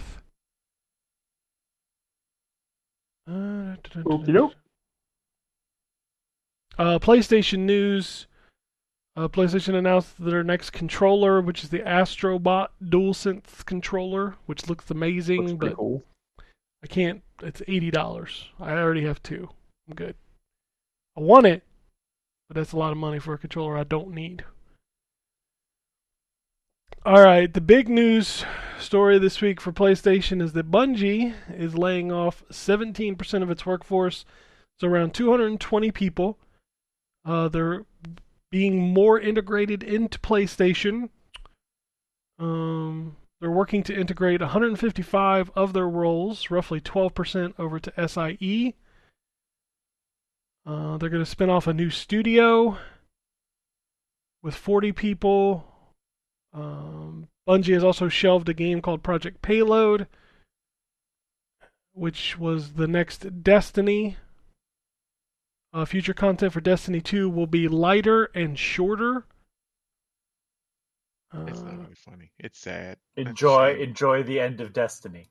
Right. Remember when Destiny, before Destiny came out, there was like, oh yeah, we got plans for Destiny 15. You know, we got all these. It's going to be Destiny 1, 2, and it's just gonna be great. And they just I can buy all these expensive cars. Yeah. Oh man. Two of the higher-ups resigned after all of this news. Mark Noseworthy and Luke Smith have resigned. Both worked on the now shelved Payback. Did they mention what's happening with Monolith? Or what's it called? Monolith? No, Marathon. Is Marathon still coming? It says Marathon expectations are sky high, which is a bad way to look at that game. Okay. No, because I saw some No.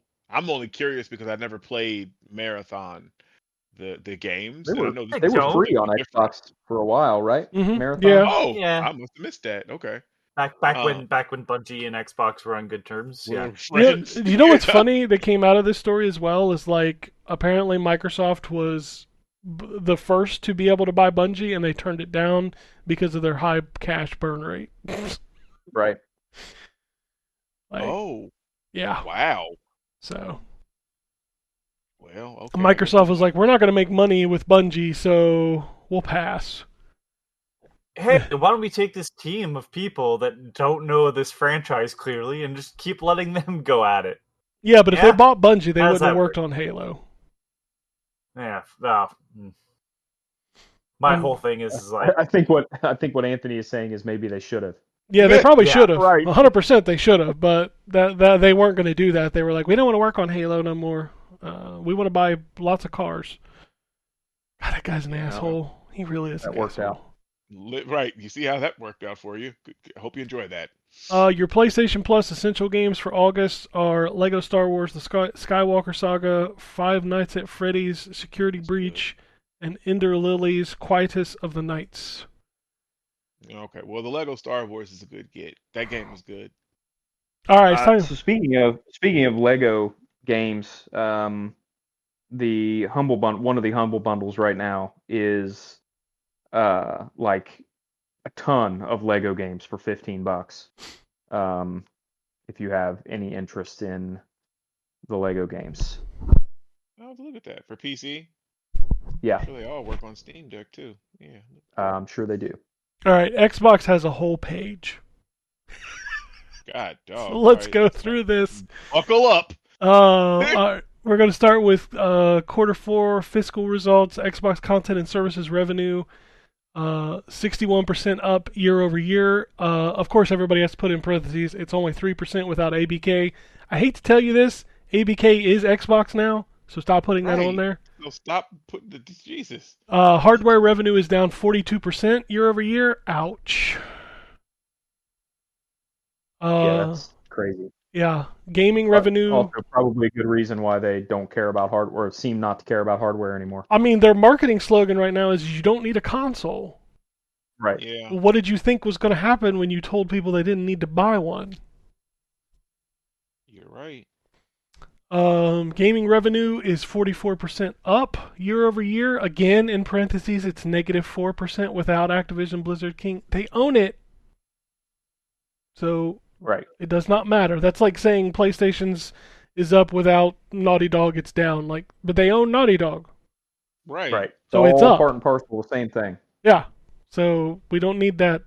We don't need that there. It's okay. Satya Nadella said that the gaming division surpassed 500 million active users across all platforms and devices. Fallout was the second most watched show on Prime. Playtime of Fallout on Game Pass has increased nearly 5 times. So somehow, as bad as it looks for Xbox, it also looks really good. Mm-hmm. Well, see, this is why I wasn't ever, as worried as I think everybody else, and I know everybody has their own reasons. Like, it's a big company that diversifies. They have a lot of stuff that they got going on. And now that they got Activision, the gaming portion will probably always be profitable because fucking World of Warcraft alone Call of is Duty, going to be making money. Fucking Kings games and shit. Yeah, like they'll always be profitable on that end. So I think that's why they're like, we ain't selling consoles. That's fine. We about to move the shit out of this Call of Duty 6 though. This Black Ops, you know what I mean? Like we'll be all right. It'll balance out. Microsoft gonna make a fuck ton of money this fourth quarter. Holy shit! It is gonna be crazy how much, because you got the World of Warcraft expansion about to drop. That comes out like next week or something like that, or a week after. Yeah, it's pretty soon. Call of Duty, they about to make hella money. Like their fourth quarter they're gonna be fine just based off of that. So, yeah, like I said, the only thing I worry about is them not making a dedicated box. Like, if they stop making a dedicated box, I'm out of the Xbox ecosystem. Like, I'm done. Probably will be too, just because I don't like the cloud options. I don't want a cloud option. I don't want a streaming stick in the back of my TV. I want a box. And if you're not making a box, I'll just move to PlayStation. That's fine. It's fine. Yep. I feel it. Mafia Definitive Edition is coming to Game Pass on August 13th. If you haven't played it, it's really good. You should check it out. Playground Games opened a third studio. So now there are 3 studios, one for Forza, one for Fable, and what's the third one for? We don't know. 19 years, Microsoft has shut down the Xbox 360 store. If you log into your Xbox 360 now, it moves so fast because it doesn't have ads. It doesn't have a store. It's crazy. Funny. That's what was holding it back. Now it's. You have no idea, dude. That dashboard moves so fast now. I need to get one to check it out. I want to get a 360 anyway because there's some stuff that I would like to. Yeah, I've got a shitload of discs. Downloaded a bunch of stuff, which it still sucks to download. Like their download history thing sucks. Fix that shit. It's a shame they never did because it is awful. If you could just let me filter it to where there are no gamer picks themes and fucking trailers in my download history, I would appreciate it. That would be a filter. Would be so yeah. That would be the best fix. Because I downloaded because back in the HD era, that's how you saw the E3 trailers, is you downloaded them on your 360, and I have like hundreds of them. Yeah, Same. nothing. I'm so glad we don't live by that anymore. God, that was terrible. Man. Bethesda trademarked Starborn this month, which could be the name of Starfield's next DLC. There's not a week that goes by that Microsoft doesn't step on a rake. They stepped on this rake, which is they're raising prices for the consoles in Japan. The place where it's not selling. Yeah, now. They're going to make it more expensive.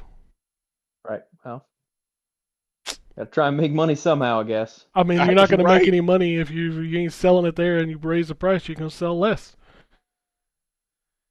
Xbox will feature over 50 titles at Gamescom, which Gamescom's pretty soon. It's like the next couple weeks, I think. Yeah, it is. We're gonna have Keeley's ONL, the One Night Live Opening night live. opening one, whatever the fuck. I don't like him. That's shit. All right, go ahead.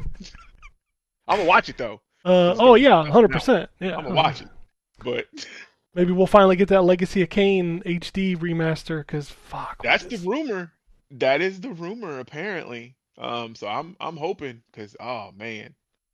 Xbox and Discord will let you soon call friends directly and let you watch your friend's Discord stream on the console. Oh, that's cool. But I think you have to have Nitro to stream on Discord, so you have to actually pay for their subscription No. to actually use it. Oh, you don't? Oh, okay. No. Nice. Microsoft and Activision have reportedly formed a new smaller team under Blizzard with people from King and other studios to work on smaller AA games based on existing Blizzard IPs like Overwatch, StarCraft, Warcraft, and more. I stopped listening after StarCraft. This is a fantastic idea, and we need to put all of our money into that right now. That's what we need to do. Let's make these AA games, and let's do a StarCraft game first. Let's make it Ghost. Or fuck it, give Zeratal a game. Oh, man. Zeratal side effects include bleeding of the anus. Yes, his name does sound like a drug that you would see a commercial for, but he With is some old people in a bathtub kind of thing. Yep. Oh, but no, seriously, that's a great idea. They definitely should do that. Not to be Smaller outdone double-A by... sorry, go ahead. No, you good. That's it. I'm done. Go ahead. Not to be outdone by PlayStation and their new controller, Xbox released their weekly controller, the Sky Cypher Special Edition. I must have missed this one. The last one I saw was the Deadpool booty controller. No, I think they've released 2 regular controllers since then that you can buy. This one's blue and it's transparent, so... Okay. Rumor from Jez Corden at Windows Central has been told that Microsoft is actively working... Whoa, what just happened? What was that noise? Anthony just went live. Now's not the time. I'm just saying. Look, see, I did it without Discord Nitro. It's just like, we believed you. You didn't have to... Oh, look. Hold on, wait. Oh, he's playing some music on his stream. This is a good stream. I can't watch this. It'll show up in the audio. No, you can't watch it. No, yeah, you can't. It'll pop up. What are you doing? Like, that noise just happened. I was like, you fucking up my flow. What are you doing? Yeah, I was like, oh, shoot. What was that? We're so professional on this. We are. Listen. Oh, yeah, because this. Anyway. How do you feed blood to Grandpa? Jez Corden for Windows. Oh my god, damn it!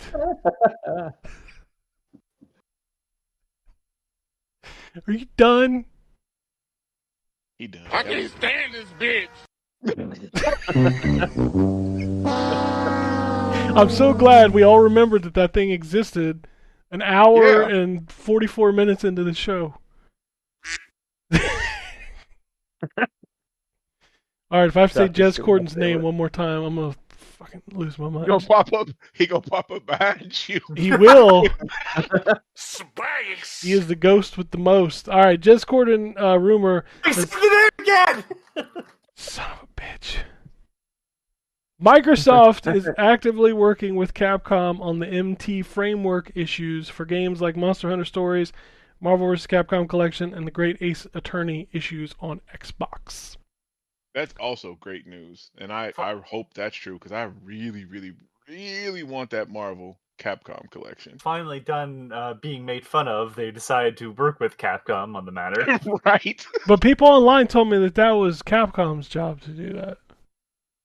Yeah, I saw those interactions that them people was having with you, and I just was shaking my head like, what?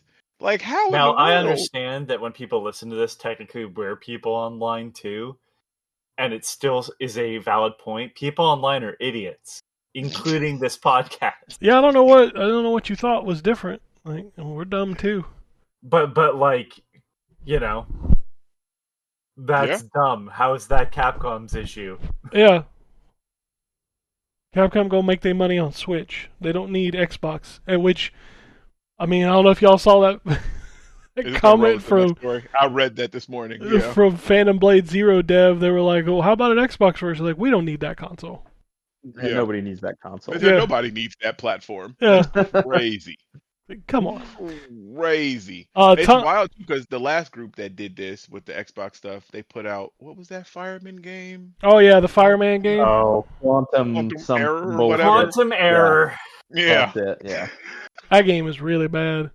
I don't think Phantom Blade Zero will be a bad game, but no, it looks good. I don't think it does look good. Bad, but see, I don't have to live like people on the internet who cry about this shit. I have a PlayStation. I can play it. Exactly. That's the way to do it. Tom Warren reported earlier this week that Avowed was being delayed, which did come true. Microsoft confirmed Avowed has been delayed to February of 2025. You think Indiana Jones gets pushed? I saw an article was talking about that. At this point, so Microsoft is using this Avowed delayed, saying we're so stacked in the fourth quarter. Yeah, that's what I read. And if Indiana Jones gets delayed, you're fucking lying. Which I wouldn't be surprised if you're lying anyway, but just saying. You're right. It feels like I don't know. Avowed seemed like a nice fit for the end of this year. Yeah. So it kind of sucks that it's not coming out the end of this year but I mean, it's going to have a wide open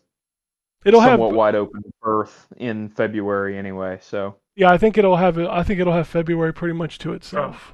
You say that from standing here, like, but I don't know. I feel like there is no quiet period anymore. There's not, but February is a hell of a lot. January, because people aren't spending money, is generally the only place. But by February, shit gets lit up again. It does, but if you look at this fall, as far as Xbox goes, well, we've got Age of Mythology, Starfield expansion, Call of Duty, Stalker, Indiana Jones. That's a lot of fucking games for like 5 months. As of right now.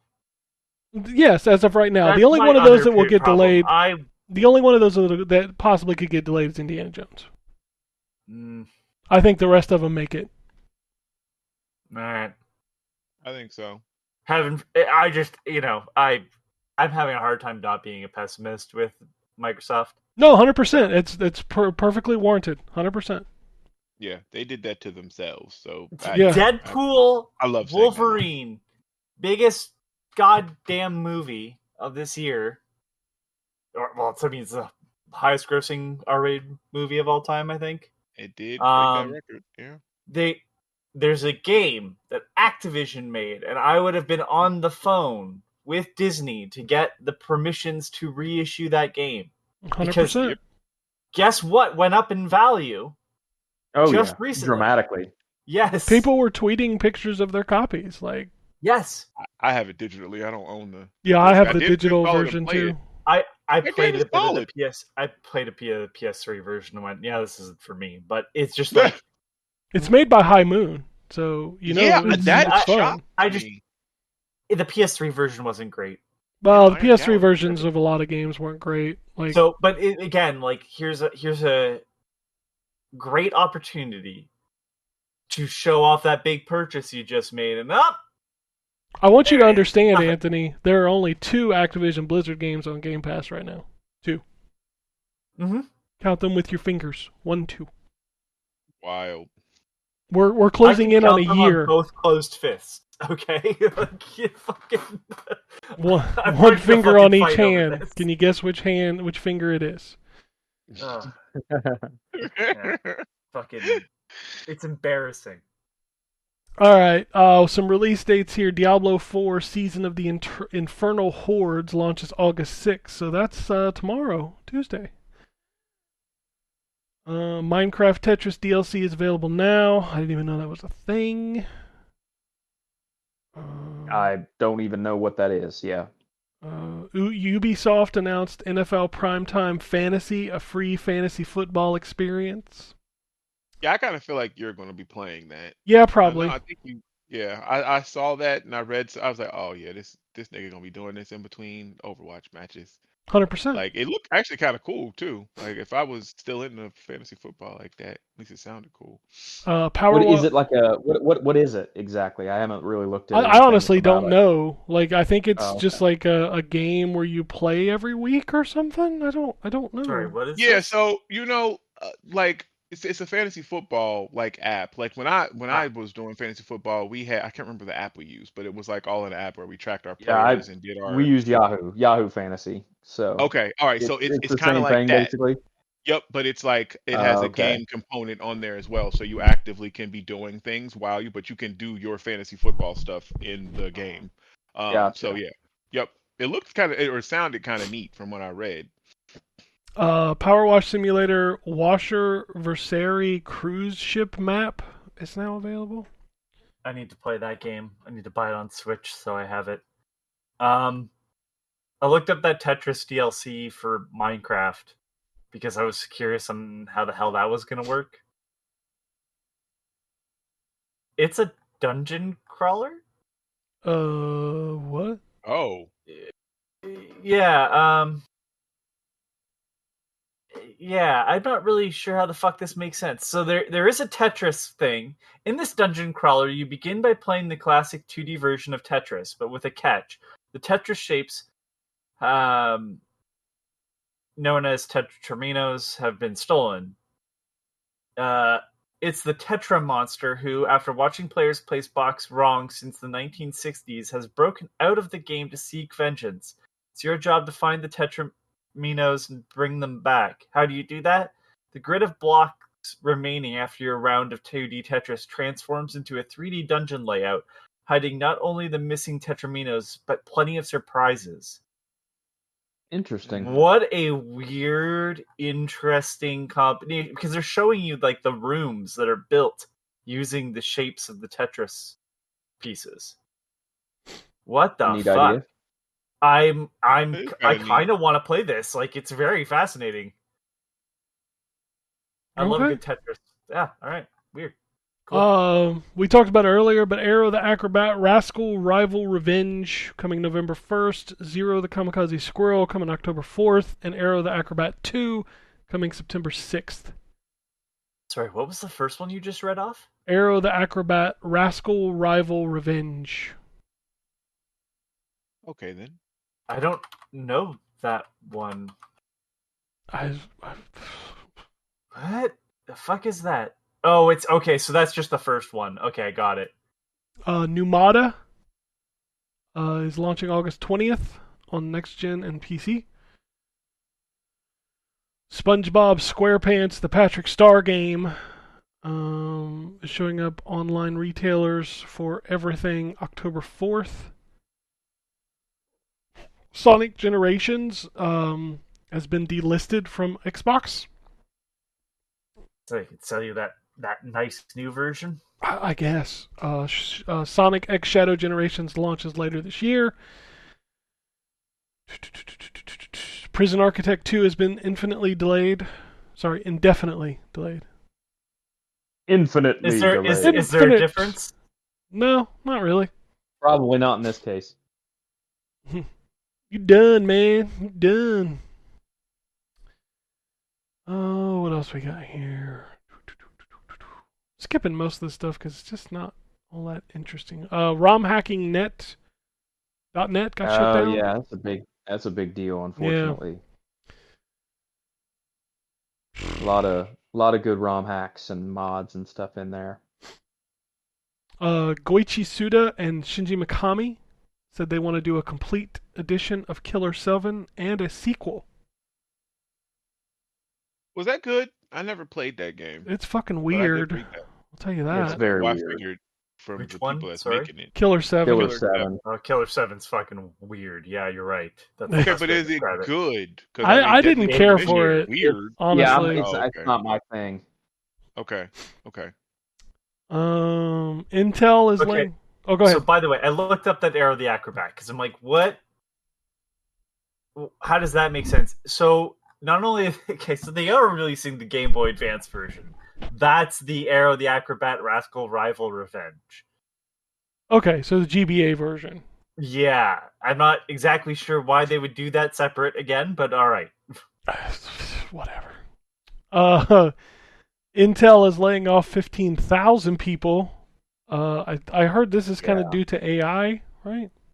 Yeah, that news did not that news did not travel well through the markets. Yeah, I'd assume A so. lot of Nvidia took a nosedive. A lot of other stocks took a nosedive over the last couple of days, at least partially on the back of the Intel announcement. So Sucks, man. I think we were in an AI bubble there for a bit in the stock market, and I think the bubble is starting to pop. Yeah, it feels like it has. Like, people were really pushing that shit hard, and it's like, man, hang on. Hold on. Like, I've played around with some AI for coding, and I think it's kind of neat, but yeah, I don't think it's going to replace shit. Here was a big one. Game Informer is dead. It shut down after 33 years. Dead. Yeah, I was Very gonna say sad. there's Jeff Keighley walking out. Game Informer is dead. You know what the Yep. worst part about this whole The thing tap is? dances on the grave. That there's basically no such thing as a gaming magazine anymore. Not just that, but like they didn't even let the writers have their shit. Oh What do yeah, you that's mean? fucking bullshit. Yeah, they just deleted it. What do you mean? Oh, They- like their they didn't- stories and stuff? Yes. Yeah, they didn't give them all that. Yeah. Oh, that's people- fucked up. People were Damn. trying to scrape anything they could find online that was Game Informer just to save it. Yeah. Yeah. Yeah. Why would they just do like? Because they don't capitalism care. doesn't give a shit. Yeah. They don't Jesus. care. Yeah. Because the people who made the decision to shut it down aren't the people that wrote all that shit, and they don't care Well, about it. Yeah, you're right. Fucked That's up, man. messed up. Speaking of shitty people, according to Jonathan Blow, Braid Anniversary Edition sold like dog shit. Yeah, Wow. I saw y'all don't really like that dude. I'm I'm so very upset. yeah. Couldn't happen to Yeah. a better individual. Just saying. Maybe don't be a dick. Absolutely. God bless. I don't ever want to like. Jonathan, eat my ass. I don't ever There, want to like instead it. down talk like a lower budget game, but like Flintlock is at her bragging about 500,000 players worldwide. That game is on everything and it's in Game Pass. Yeah. I had my son watch the trailer because I'm like, this seems like something you might like, and he watched the trailer and he's like, I don't think I'd like that. So he didn't play it. Yeah, we talked about that game and it's just, Yeah. I had hopes. I had high hopes, but it's not. No. Capcom's. More shit about Jonathan Blow then. If you don't want to talk shit about another indie developer, I have the perfect guy we can shit on. Talk shit about him. Yeah. Fuck it, witness these nuts, you fucking asshole. Fuck, I hate his shit. Capcom's earnings were out. The only reason I want to bring this up is because I saw something really funny. So their game sales are down 44%. And people were really blaming this on the fact that the fucking Mega Man Battle Network collection didn't come to Xbox. I'm like, are you high? What? Like, what? I'm sorry, what? Like, fanboys were how does- actually out there saying that. I'm like, are you high?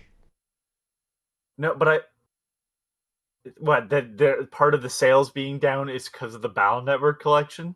Because they weren't putting their games on every platform, and from what my brain is telling me, it was that and what Phoenix Wright that have been released. Phoenix Wright. Alright, I have some bad news for the gents that are complaining about that. I love both of those series. Neither of them are they weren't going to sell that much more on Xbox. Yeah, No. well, I don't think adding 50 copies is going to do some numbers. Just saying.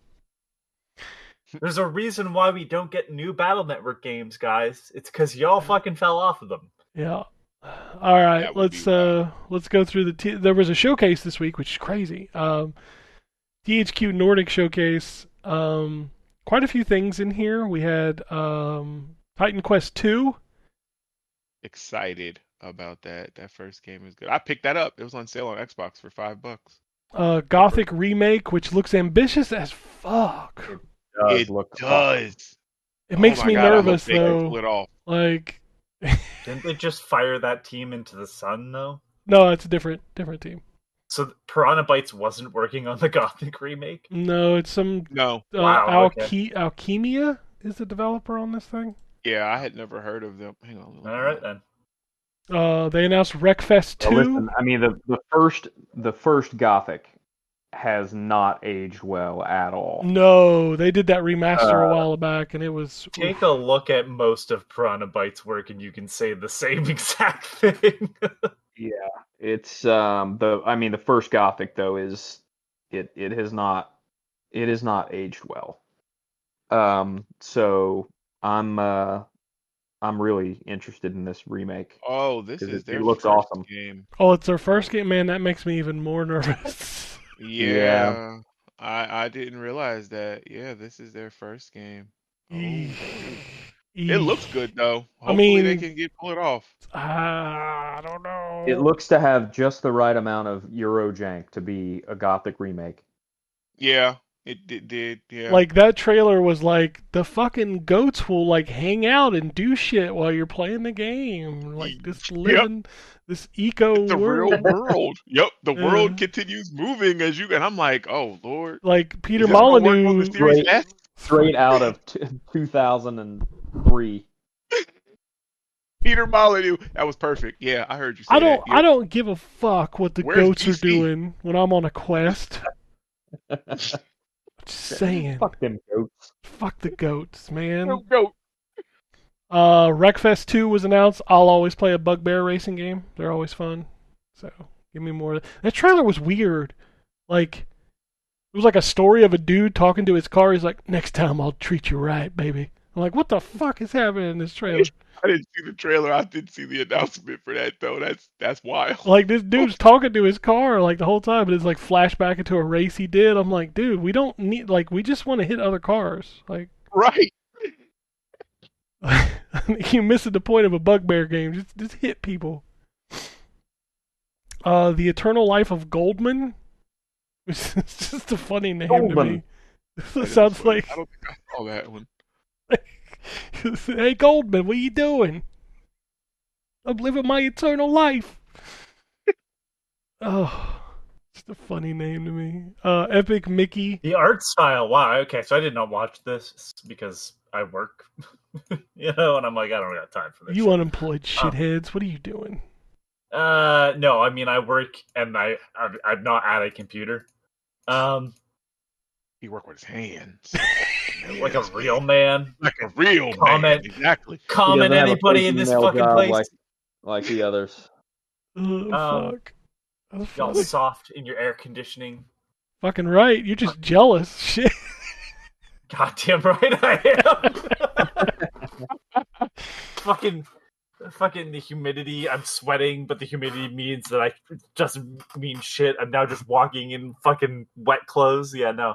But the Eternal Life of Goldman looks fucking great. Like the art style. Holy shit. It's on What type of everything. game is- Let me pull it up.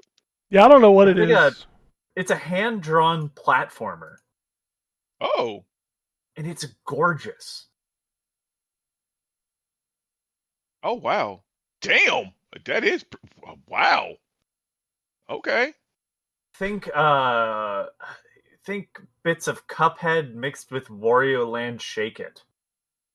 Kind of the That's a weird combination. Yeah. Yeah, because like Cuphead, I think is because the character design doesn't look like Cuphead because Cuphead's very much tubed arm animation. Wacky waving inflatable arm flailing tube man. This doesn't move like that, but it's all hand drawn. Noodle arms. We call them noodle arms.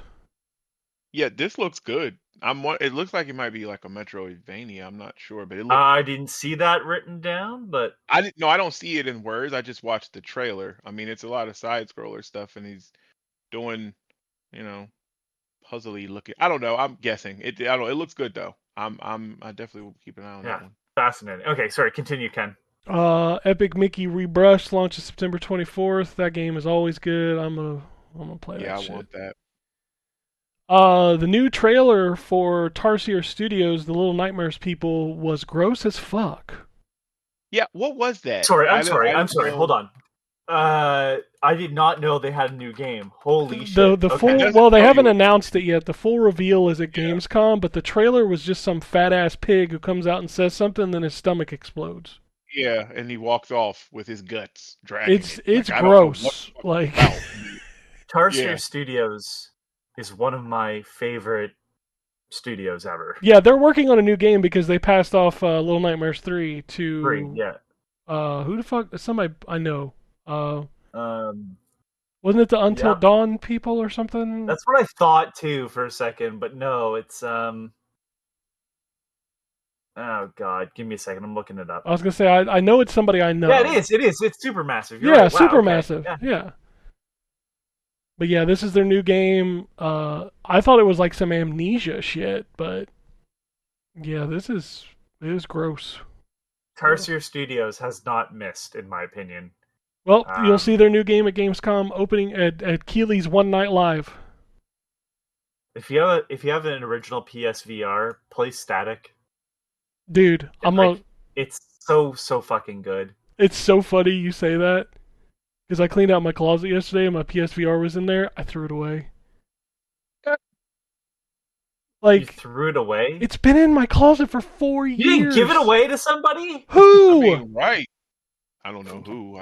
Nobody wants it. But then I was like, I don't really want it. Nobody does. What the f*** my God! I mean, you might already have one, so you could have. Dude, I don't. It's literally been in my closet for 4 years. Don't nobody care. The one consumerism. Hurting him physically. Dude, I can't help it. Like, I literally have played. I haven't played it since the PS5 came out. Like, they sent me that little connector thing, and it's still in the package. So if you're not like Ken, play Static. Excuse me for a minute. Don't throw the dongle away, Ken, if you haven't already, because I have one of those, and I do still have a PSVR. Yeah, so it's in a drawer somewhere. I wasn't gonna dig it out. So I had the VR. I had like this stand that it sat on and 2 Move controllers, and like I just looked at it. I was like, I can't. I don't like. This is just taking up a shitload of space. Terrible. You should have just put it on fucking. Got $20 from fucking. Dude, I'm not going through the trouble of shipping that fucking thing. No, not shipping it. No, ship nearby. it. Go on freaking Craigslist and be like, "Hey, I ain't having nobody come to my house. Fuck off. You don't. $20. Nah. You don't have them come to your house. You meet them somewhere. I ain't going nowhere. It took me 2 minutes to put it in a bag and throw it in the trash. All right, I'm done. This nigga keep moving the goalpost. He just don't want to. He just want to throw the shit away. That's all this was. This piece of shit. He's just like, I bet you litter. I bet you litter. I 100% don't. I clean up everything in my yard. Ah, horse shit. Fucking. I love how everybody's like, "Oh my God, you threw that away," and y'all motherfuckers would have it in your closet for 5 years, taking up goddamn space. Yeah, mine. I mean, I haven't used mine in a while. See, that's my point. Like, what is this? Do you keep shit that you? Are you all them motherfuckers that keep your boxes, aren't you? No, how many TVs do you have? I don't throw stuff away. I flip it. When I get stuff like that, I go to Facebook Marketplace. That's why I know how to do this. Like, I'll meet them in a parking lot or something. They don't come to my fucking house. But nah, I'm not going. Nah, if I'm not using it no more, I'm gonna get something out of it. Like I ain't gonna take it to the trash because I paid money I for it. don't give a shit if they take it for free. That way, I just know it's not going in the goddamn garbage. Well, sometimes we have given stuff away for free. Like we have done that too. But like I'm talking about like a VR thing. That shit, nah. Man, $20. Like you give me something. Like you know what I mean? Like. Yeah, nobody's giving me $20 for that thing. Granted, it probably would have been hard to find it, yes. So I got you, but yeah, I'm just I don't. Like y'all have like acting like I should have went through this like rigmarole of like a 3-hour event instead of just Heaven forbid I criticize you for just taking a piece of technology and throwing it away. I throw technology away all the time. Shit is old. It does not work. It's not used. What is the point of taking up space?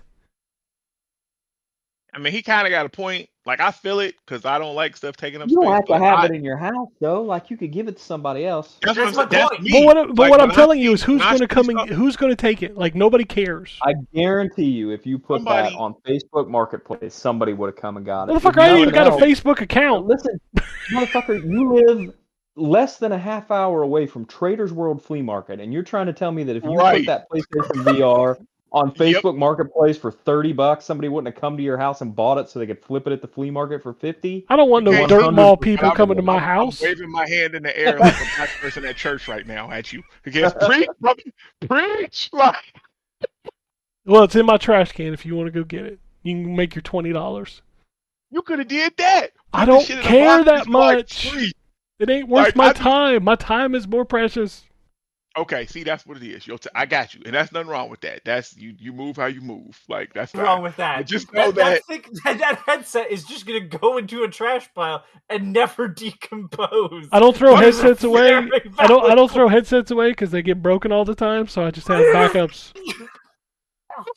Like that shit I use, but a fucking VR headset for the PlayStation 4, nah. Oh man. Last fucking thing. I think my playtime total on that thing is like 12 hours, and 10 of it is in Astrobot. Dang. That's the one I never played Astrobot on. Like I said, I had bought that thing for Star Trek and Eve Online. So you have one?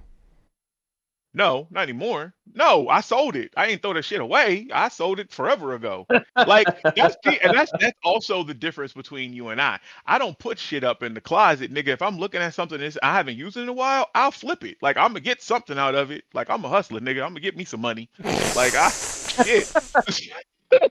I ain't gonna throw it. Like my closet and shit ain't got nothing in there for real. Cause I will take that somewhere. I'm gonna earn something. I'm gonna get something back on this investment. All right. Well, next time we go to a movie, I'm gonna bring you a box of shit.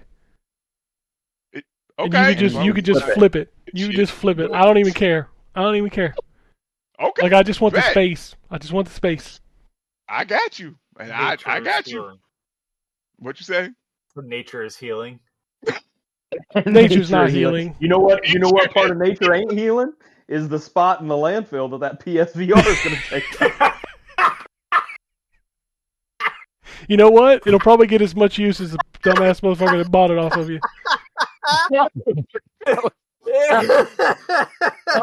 Landfill rat's gonna be playing Astrobot on that thing. Ain't nobody gonna be playing no fucking Astrobot. No way. That was funny. Alright, last game for the THQ Nordic Showcase. I'm making a new Darksiders. I'm not even excited. This is more like I'm optimistic, like the Legacy of Kain stuff, because you don't realize we've never gotten a Darksiders game that had 4-player co-op, even though it was like preached from jump. So Genesis was 2 players. Genesis was 2-player. Yeah, I've played all of them. Genesis was 2-player, but we were supposed to have one in either the first or second one when they first talked about this. You were supposed to be able to control all 4 horsemen together, and then they changed the story around to where only some kind of like went in and out and stuff like that. But hopefully this one is the culmination, because I think we're here technology wise where they should be able to do that, where we could get some 4-player co-op. Because what were we supposed to get that with that game me and Ryan play that you always make fun of us for? 2 Human was supposed to have. Who the fuck makes fun of you for playing 2 Human? Not maybe it wasn't Too Human. The general public. Well, fuck the general public. Yeah, they're actually, playing Astrobot in the landfill. Fuck them. Wow. Yeah. We were, Terrence, yes, supposed to get 4-player co-op in the sequel to Too Human. That's what it was. Yeah. Too So, Human yeah, is a great game. I ain't gonna lie. It is a great game. It is a great. It was a game that was overhyped, yes, and it became cool to hate on it because the dude who made it was a douche. I mean, he still is. No, not He's was. still a douche. Yeah, Is. he's still a douche. Yeah. But yeah, Too Human was cool. Like I liked Too Human. Yeah, but yeah, I mean, Dennis Dyack just completely killed any momentum that game might have ended up with by being an absolute douche on NeoGAF. Oh, let's check in on Dennis Dyack. Hold on. He tried to make a sequel to Eternal Darkness. Well, not a sequel. It's basically making a new Eternal Darkness. Didn't make its Kickstarter. Of course it didn't. Dang. Yep. Hold on. Shaz's Eternals was launched on Kickstarter twice. The first was in June 2013 with a goal of 1,350,000. It was canceled when controversy started pouring in. The second Kickstarter was launched in August 2013 for $750,000. It failed both of those. Damn. didn't he do the first Legacy, the first Blood Yes, Omen? that was That was Silicon Knights. Yep. Yeah. He made some great games, and then Eternal Darkness, Legacy of Kain, Too Human. I mean, all those are great games. I even like Metal Gear Solid: The Twin Snakes. I liked that. Yeah. Yeah, Twin Snakes is good. He's working with. He's got a new studio called Apocalypse Studios. Well, you know what happened to that studio, right? Was the X-Men game. Yeah, and also that like his wife or whatever was HR, and he was the problem, and all that fun stuff.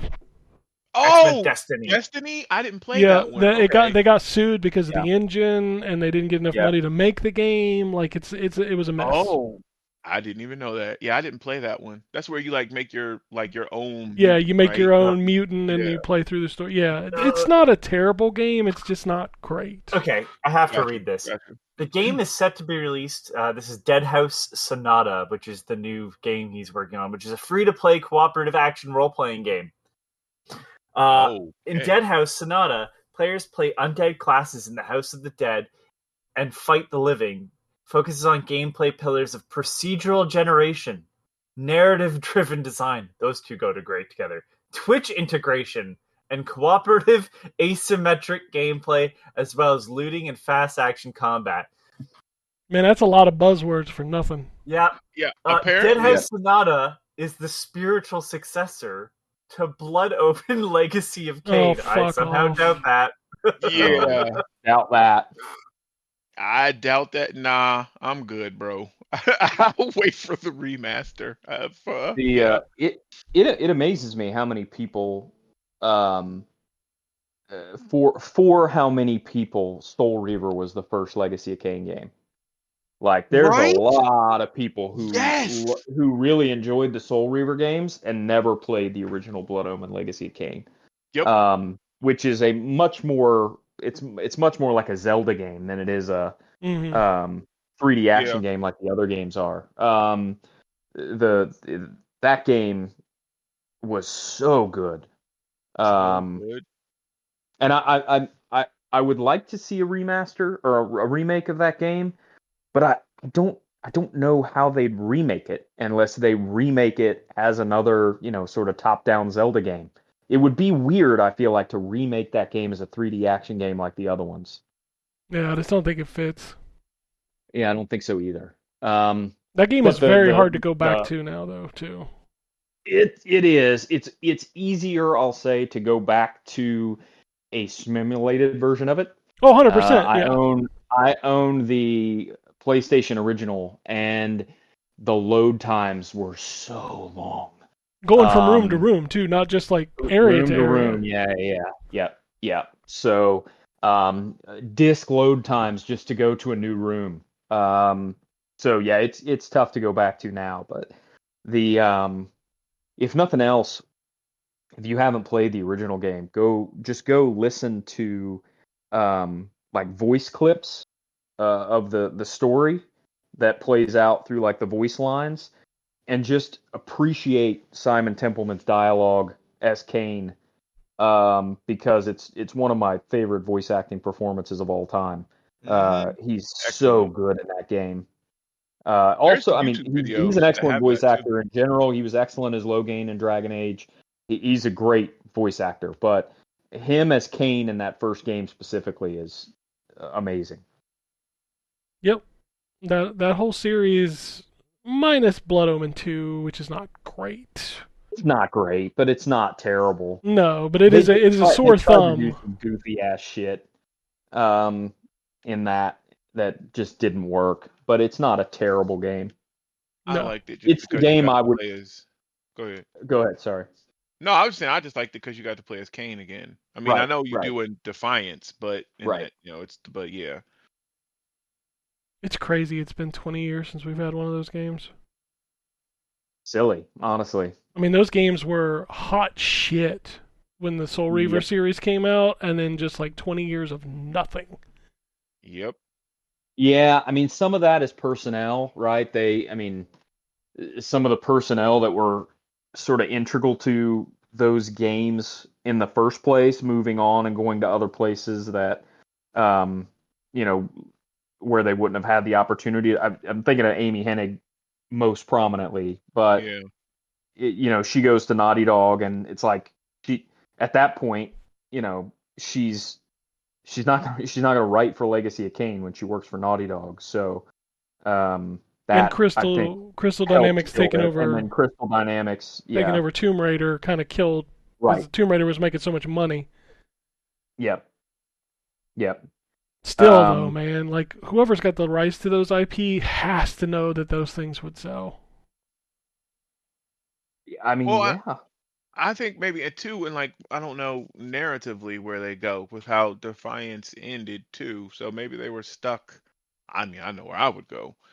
Honestly, they should go back in time. I They mean, should go backwards. Yeah, yeah, if they're gonna do anything, they should go backwards. And there's I mean, Blood Omen, the original ends, not spoilers for a 30-year-old game or however old it is now.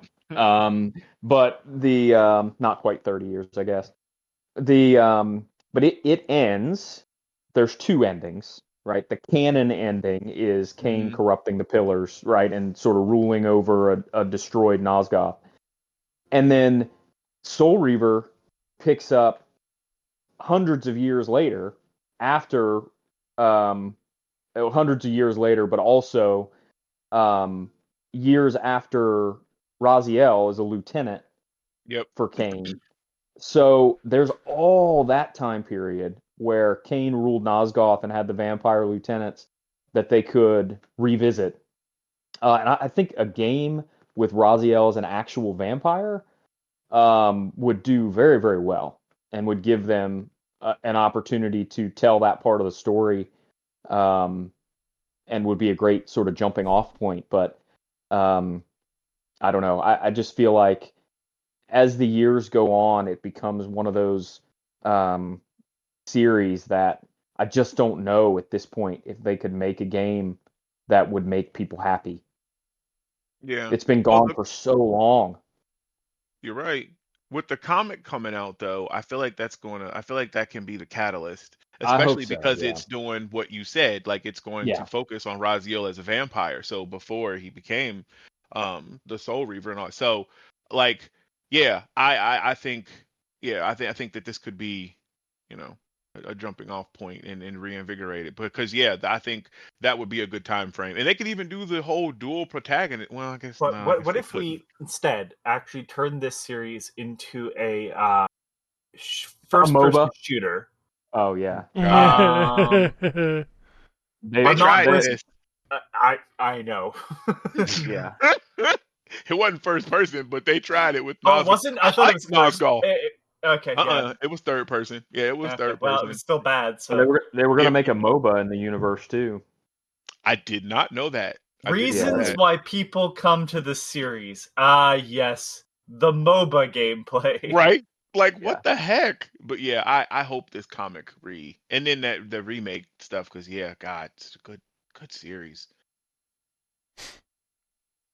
And that's it. That's all that I have for this week. There are no tweets, there are no emails, so people don't love us anymore. I mean, Fine. they found out Did that they you ever love us in wrote the shit first out, place? No. and they were like, "Man, I can't support this."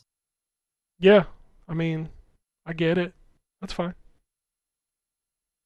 But anyway, if you do want to tweet us, it's at ZTGD Radio on Twitter. Why would they want to? I don't know. Maybe they want to. Do you make poor decisions? Do you want to waste your time messaging to this piece of shit show? I need you to do an Ed? infomercial for me, Anthony. Get your crazy Bob's used car salesman All right. suit out. Is it for the chair? I mean, you can do it for whatever. I'm fine with that. If you want a chair, yeah, you can use the code. I think the code's still good. Like, I think it was running for 10 weeks. I don't know how many weeks it's been. Yeah, I can't recall. So, but yeah, you can go to Charity Win Racing. Stinky ass fucking chair that you sit in while you listen to this podcast. You sit and you fart and you just fart into it. Fart for freedom. If you sit bare ass. If you've sat bare ass on your chair and farted into it, gross. Gross, illegal, jail, order new chair. How did we end up on this? I have no idea what's going on right We now. left here. Can I sell that on Craigslist? And how we ended up here. Listen, Yeah, you can. all I'm You can saying sell is a your used- chair you can probably sell a stinks used and you need a new farted-in one chair and you on use the Craigslist. code.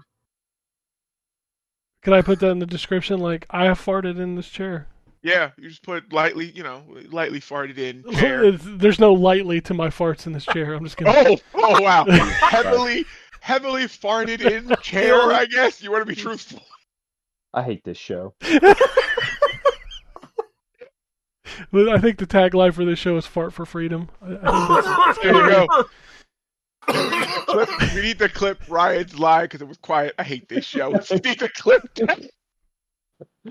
that should be the It new. That should reminds just me- be the new intro. I hate the show. It no under the breath comment will ever be. Well, I guess it wasn't under the breath, but no comment like that will ever be better than Jesus Christ, you people suck. Yeah, I know. That's a classic. It's a classic. Okay, Dub. Oh shit. Anyway, you can email us too. podcast@ztgd.com. Tell us about your fart chair adventures. Art chair Chair. adventure. Yeah. That's definitely going to be an Xbox indie game. Yeah. Dude, you know Another that's Ratalaika classic. dude. Back when they had Xbox indie games on Xbox 360, which rest in peace, all that shit is gone.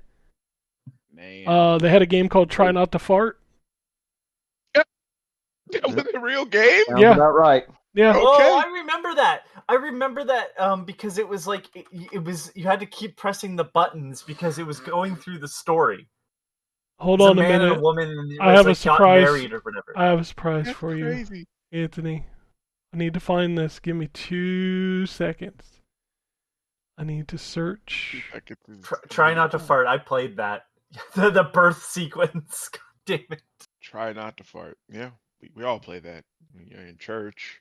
No, this Wedding. one looks like When a you're at a bad funeral. South Like, Park. we all, It looks like a you're bad like, South oh, Park. geez. Hold on. Give me 2. Try to hold it in church, and it actually like comes out, but it's like way louder than it would have been if you just let it go. Yeah, I've had that happen. It's awful. There you go. It would have been just a, but now you've held it out, so it's like a. I found it. It's in the chat. There you go. Of Speaking course, y'all have I'm gonna have to watch this. of K-Dub, he is in that video. The better game though is the try not to shit your pants. This does like early South Park. Was That's that the crazy. sequel to Try Not to Fart? Was Try Not to Shit No, Your Pants? don't. Sorry, it's not. Try not to. It's don't shit your pants. A survival horror game. Jesus. I mean, that's fair. It's still, I believe, playable.